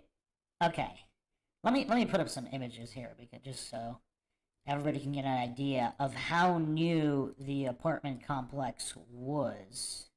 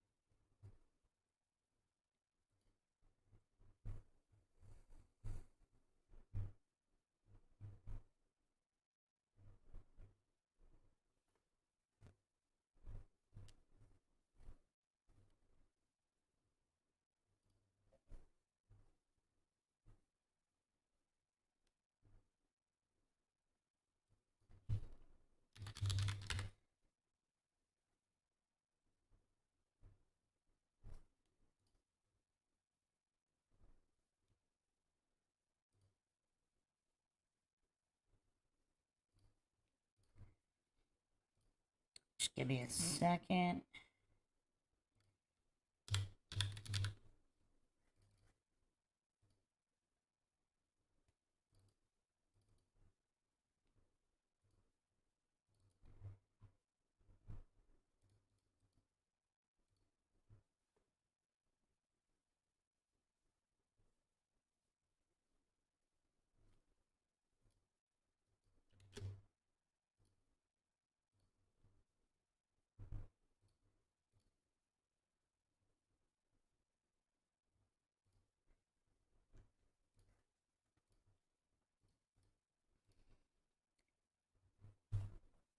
So this is the hallway. It's brand spanking new, newly painted, just like all the hallways in this area here.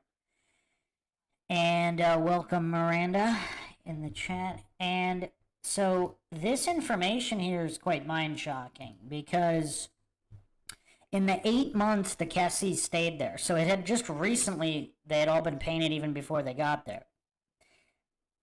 And the hallway, Jennifer Kesse's hallway, was painted multiple times while they were staying there. On top of that,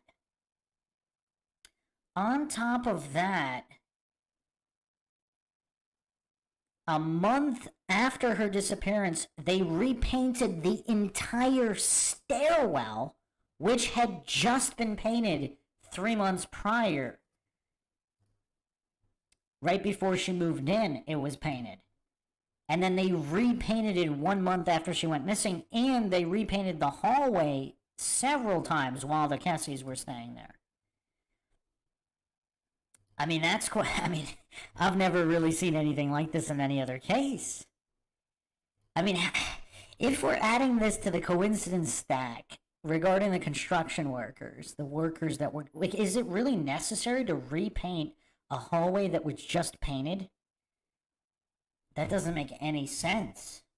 Here's a post on this forum on jenniferkesse.com by Find Jennifer. Bo was on Bo, the tracking dog, was on the entire other side of Jen's building from her parking space.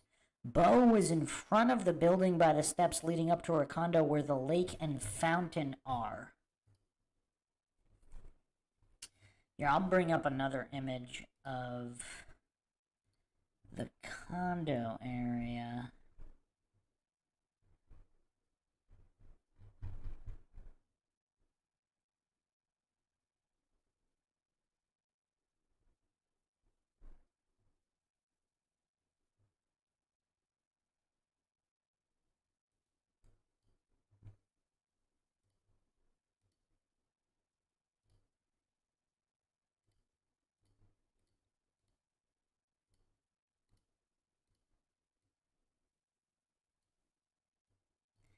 So apparently the Bo the dog did not come to where her parking space is and this hallway. It was on the other side of the complex.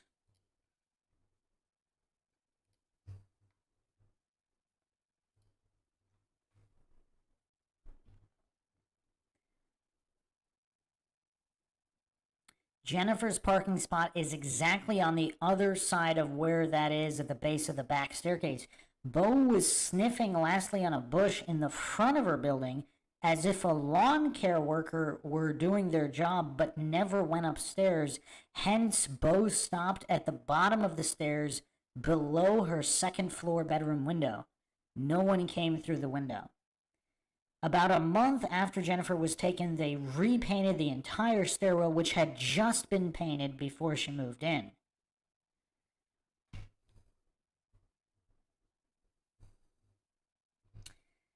Regarding black lights and blood concealed by paint, it is not uncommon that a perpetrator of a crime tries to get rid of potentially incriminating evidence. This may include painting over areas that have been exposed to blood. To the naked human eye, it is next to impossible to see that a blood stain has been painted over. By using ultraviolet light, however, it is possible to detect blood stains that have been concealed by paint.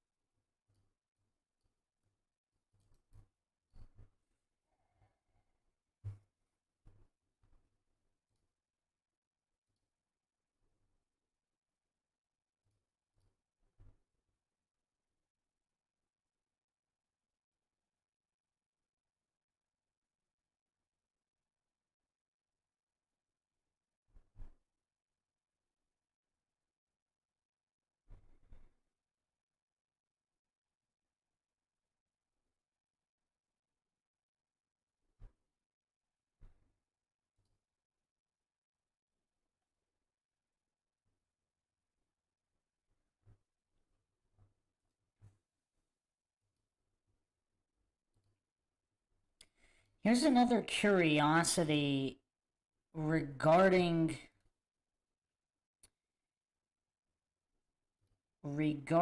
something happening the night before and the apartment being staged. Here's an image of her apartment. And the coffee table is supposed to be in front of the couch, but here it's shoved to the side. Now, why would that be? Huh.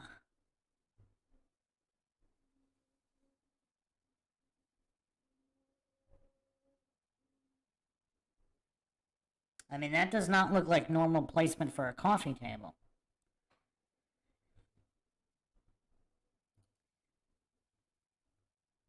Furthermore, why are there random linens stacked in the corner like that? That can't be regular unless this was Jennifer cleaning up.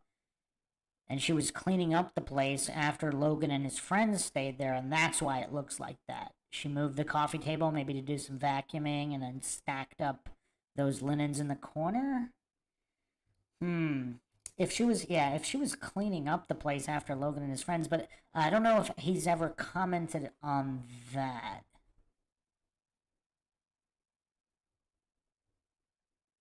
So other than the bathroom, it was reported that the condo was made clean as if serviced by a maid.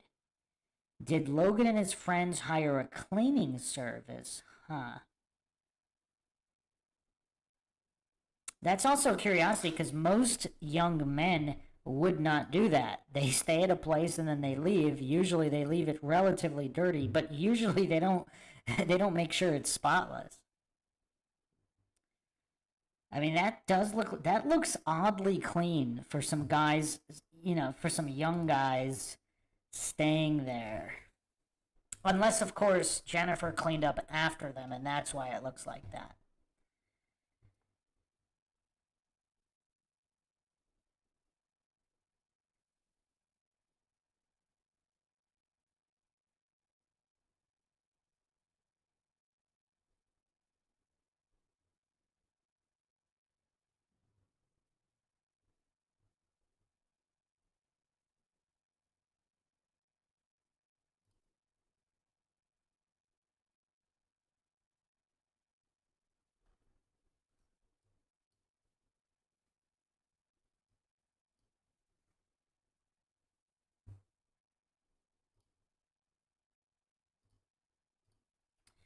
Apparently, this image is of Jennifer in her apartment, and that's the exact same coffee table. It's like a tile table or something, and that's supposedly the same couch and the same pillows. Obviously, the contrast is different in this photo, but it appears to be all the same.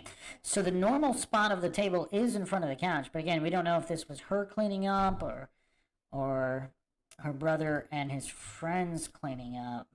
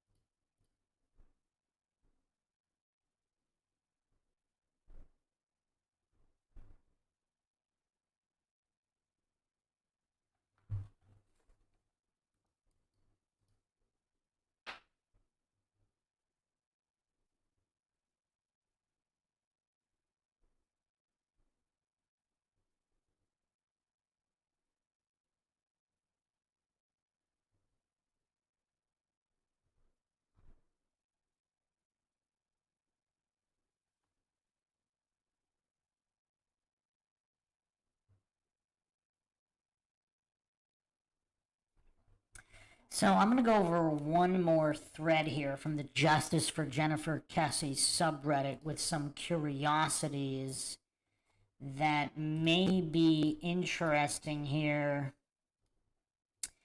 and also point to why this has not yet been solved, because there seems to be a critical error in the entire timeline, which would explain why this is not yet solved.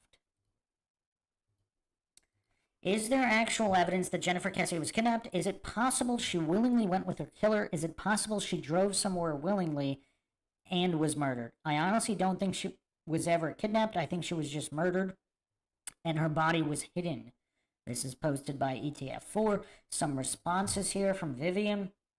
I think she left her condo to meet up with someone shortly after her call with Rob, or was already away from the condo during that call. If this is the case, it certainly would account for Jennifer's car being moved away from the mosaic. Perhaps she did open her door, if indeed there was a knock on her door, which would indicate to me that she knew the person who knocked. Who knows, Jennifer may have made plans with someone at work to meet up with them for a late dinner. Things went awry, and Jennifer was murdered. Plans may have been in the works to get rid of Jennifer while she was in St. Croix. She had recently gotten promoted at work prior to her St. Croix trip. Was someone jealous of the promotion Jennifer had gotten?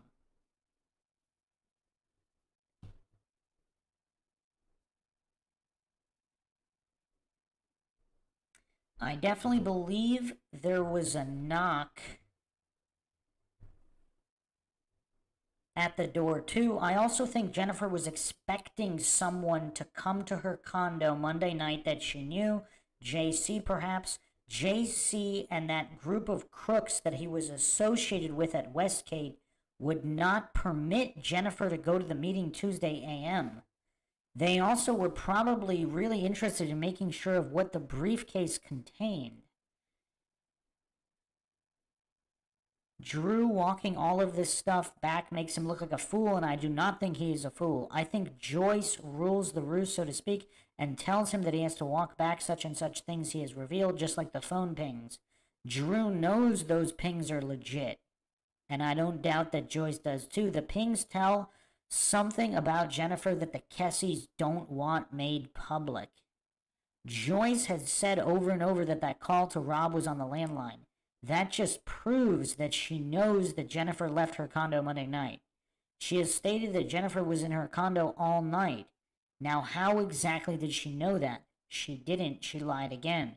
Jennifer wouldn't be the first woman to lie to a man she was dating. I believe Jennifer was seeing someone on the side unless Rob was in town. I think, by the way, the Kesses have acted the man she was seeing was Hispanic or black. And you know how the Kesses have acted accusing the workers at the Mosaic of taking Jennifer. Just imagine being a person in the U.S. illegally and two parents accusing you of abducting their daughter. The Kesses didn't seem to think that their lies could have gotten some of those workers deported. I am sure she wanted to string Rob along until she thought the relationship was through and decided that she was going to do what she was going to do about it. Per Blink, Jennifer was seen in a bar, the Tiki Hut maybe, before she went on vacation. Blink would not reveal who this was if she knew. I believe she did know. The stories that Lauren could tell, I wonder how soon after Jennifer disappeared that Drew and Joyce had a meeting with friends and relatives to shut them up. Probably pretty soon after the disappearance, as they have revealed very little. I have a best friend since I was 13 years old. If she were to disappear and her family asked me to not give interviews, I would tell them I was going to do what I could to get her back. More than likely, Lauren would be able to reveal loads of information about Jennifer. Hopefully, OPD and FDLE have spoken with Lauren. The things she might reveal would be valuable. What if OPD had talked to Lauren before the "you don't know your daughter like you think you do" meeting? I will never believe that OPD was not absolutely certain about Jennifer before they told her parents that.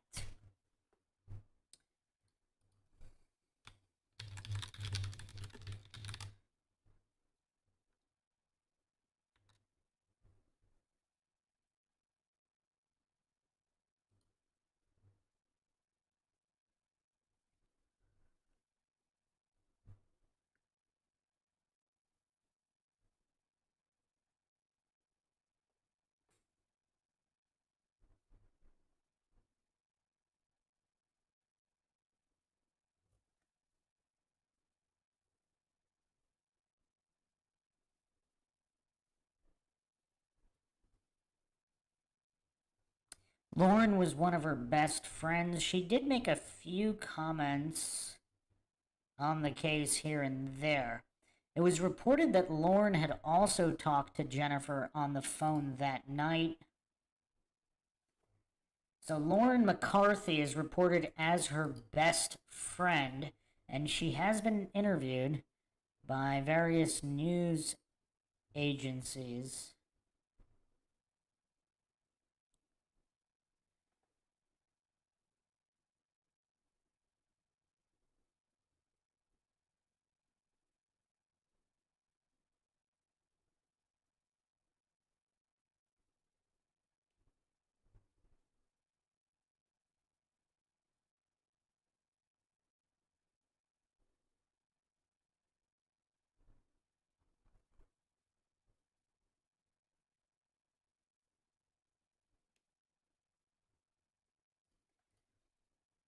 Another post from this thread.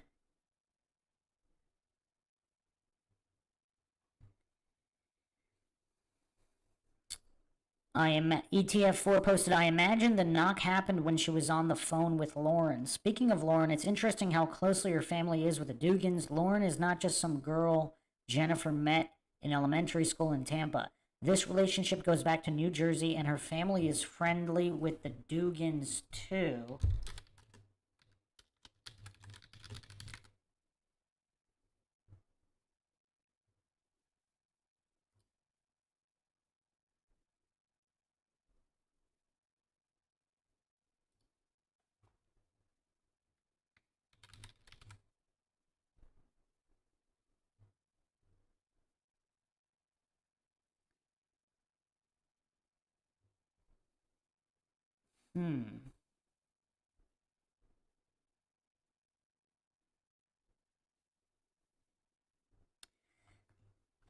So Dugan is apparently the chief financial officer at Central Florida Investments. The CFO, Tom Dugan.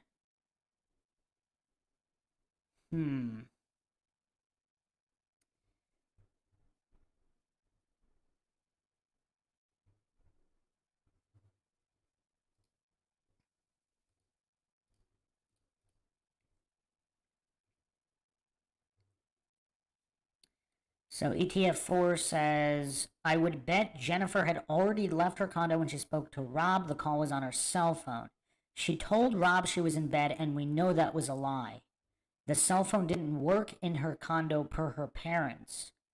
Girlies lie to their boyfriends sometimes.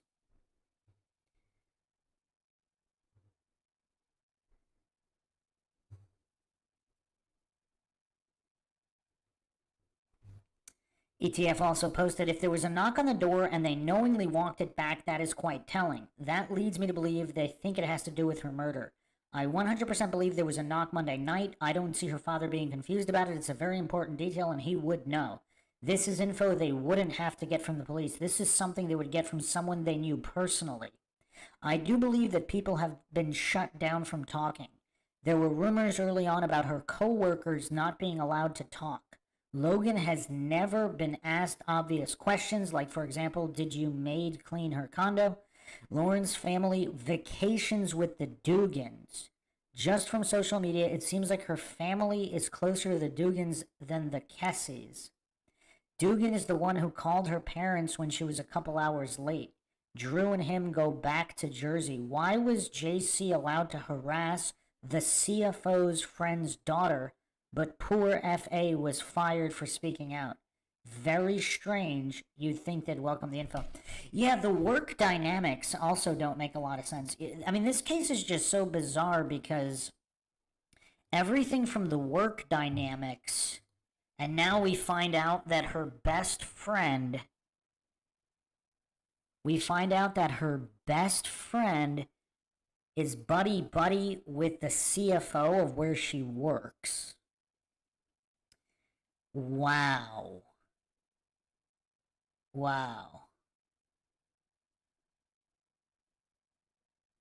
And what's also really crazy is, again, just all the issues with the mosaic that can't be ignored. I mean, it's just crazy.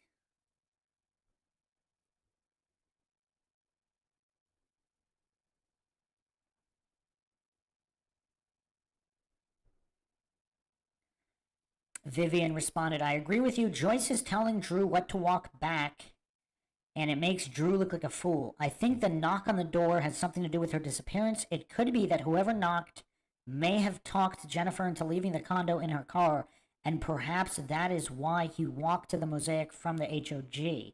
Some say the POI was mixed up and parked the car at the HOG. I don't believe that.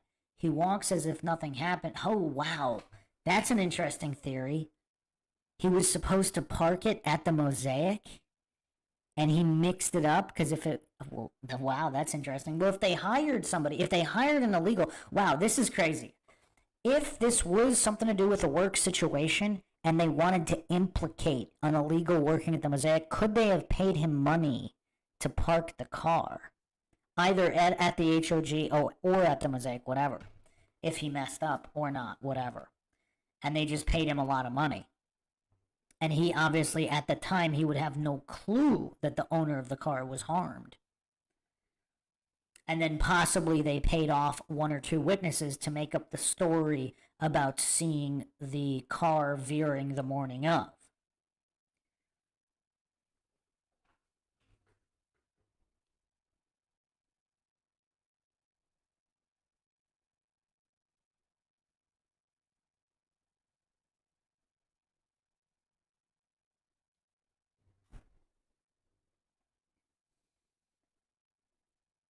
He walks as if nothing happened. The POI was calm, cool, and collected. I firmly believe that Jennifer's abduction and murder was not his first time.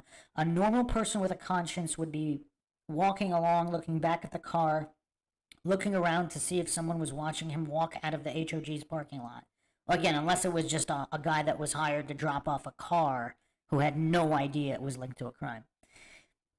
The Kesses know that there was someone knocking at Jennifer's door Monday night, and she left to go to a bar. Jennifer knew a lot of people from college and from working at Westgate, plus family and friends. They have given few, if any, interviews about Jennifer. The Kesses met with them, I think, and asked them not to reveal anything about Jennifer or her case. Logan seems to be hot-tempered, and you would think he would have gone off and said things, but as far as I know, he hasn't. Why not? I have always wanted to know if the condo looked the same as it did when he left it. Did a maid come in and clean it up? Did Jennifer receive a lot of phone calls on her landline while she was vacationing? Were there people coming to the condo door wanting to see Jennifer? The Kesses shut everyone down. I don't recall anyone other than Rob giving an interview that the Kesses weren't present. The Kesses, I bet, gave the podcast and TV hosts a list of questions they could ask. What on earth would have made them act this way? No other crime show that I have watched had the victim's family lying like the Kesses have.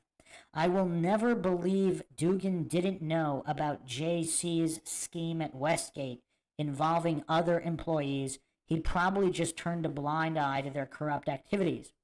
FA was done dirty by Westgate. That would indicate that JC was being protected by Dugan.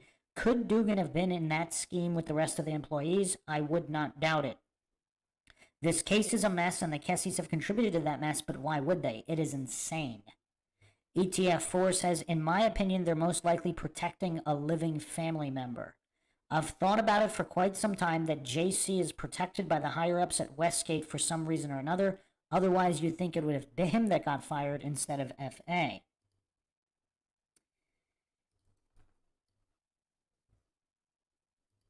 Actually, I'm going to go over one more last post here for some of the most mind-shocking theories that we haven't even gotten to.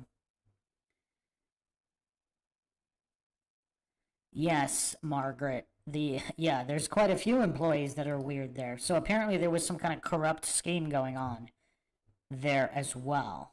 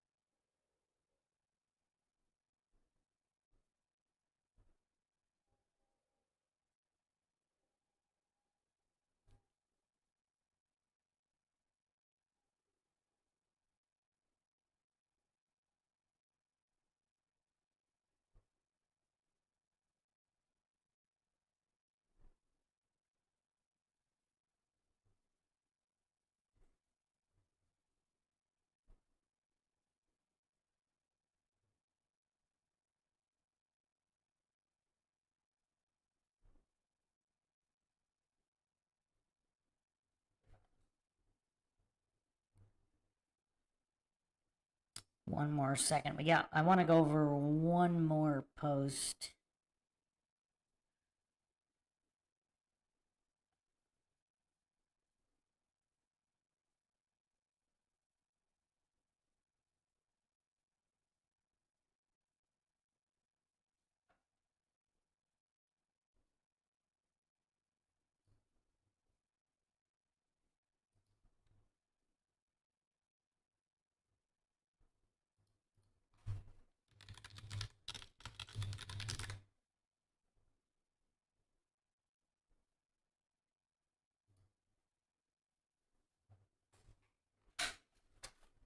Oh, this one's by one Agatha91. Do you think, also on Justice for Jennifer Kesse subreddit, do you think Jennifer Kesse's girlfriends probably know one or more of her killers but don't realize it? Do you think Jennifer Kesse's girlfriends remember who Jennifer hung out with at bars or the gym? Girlfriends talk, her girlfriends know.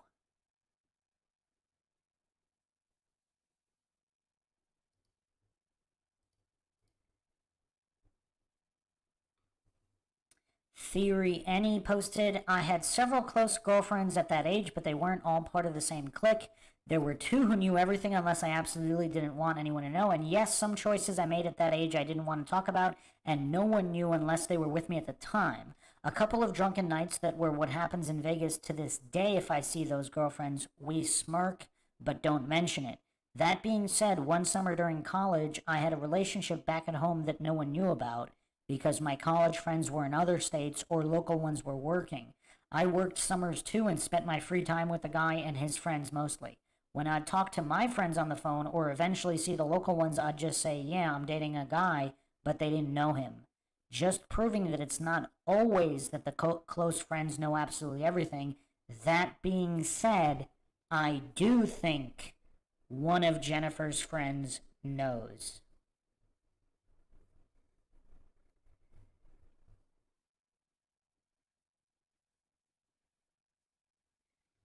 Obviously, people are different, but other posters said that all of their close girlfriends knew every single one of the men in their lives.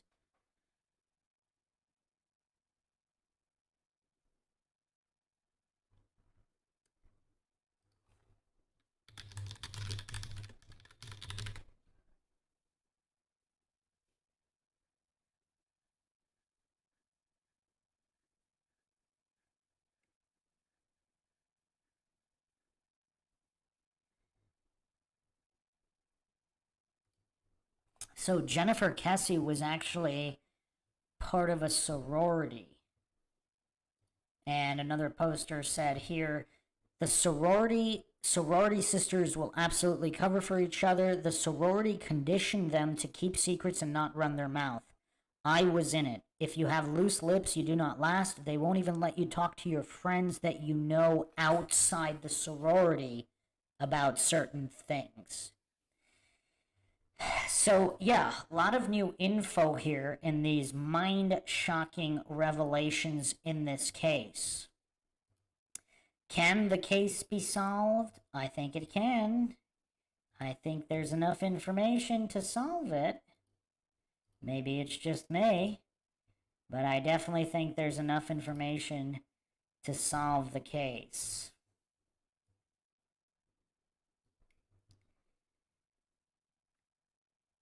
Quite a few rabbit holes to go down. We already went down a lot, but there's still more to cover in this case, and obviously I will continue to cover it. But that's it for now. Hope everybody enjoyed another edition of Mindshock True Crime. Found it interesting and informative in comprehensive and exhaustive fashion with logic and reason at the forefront, unlike any other podcast out there.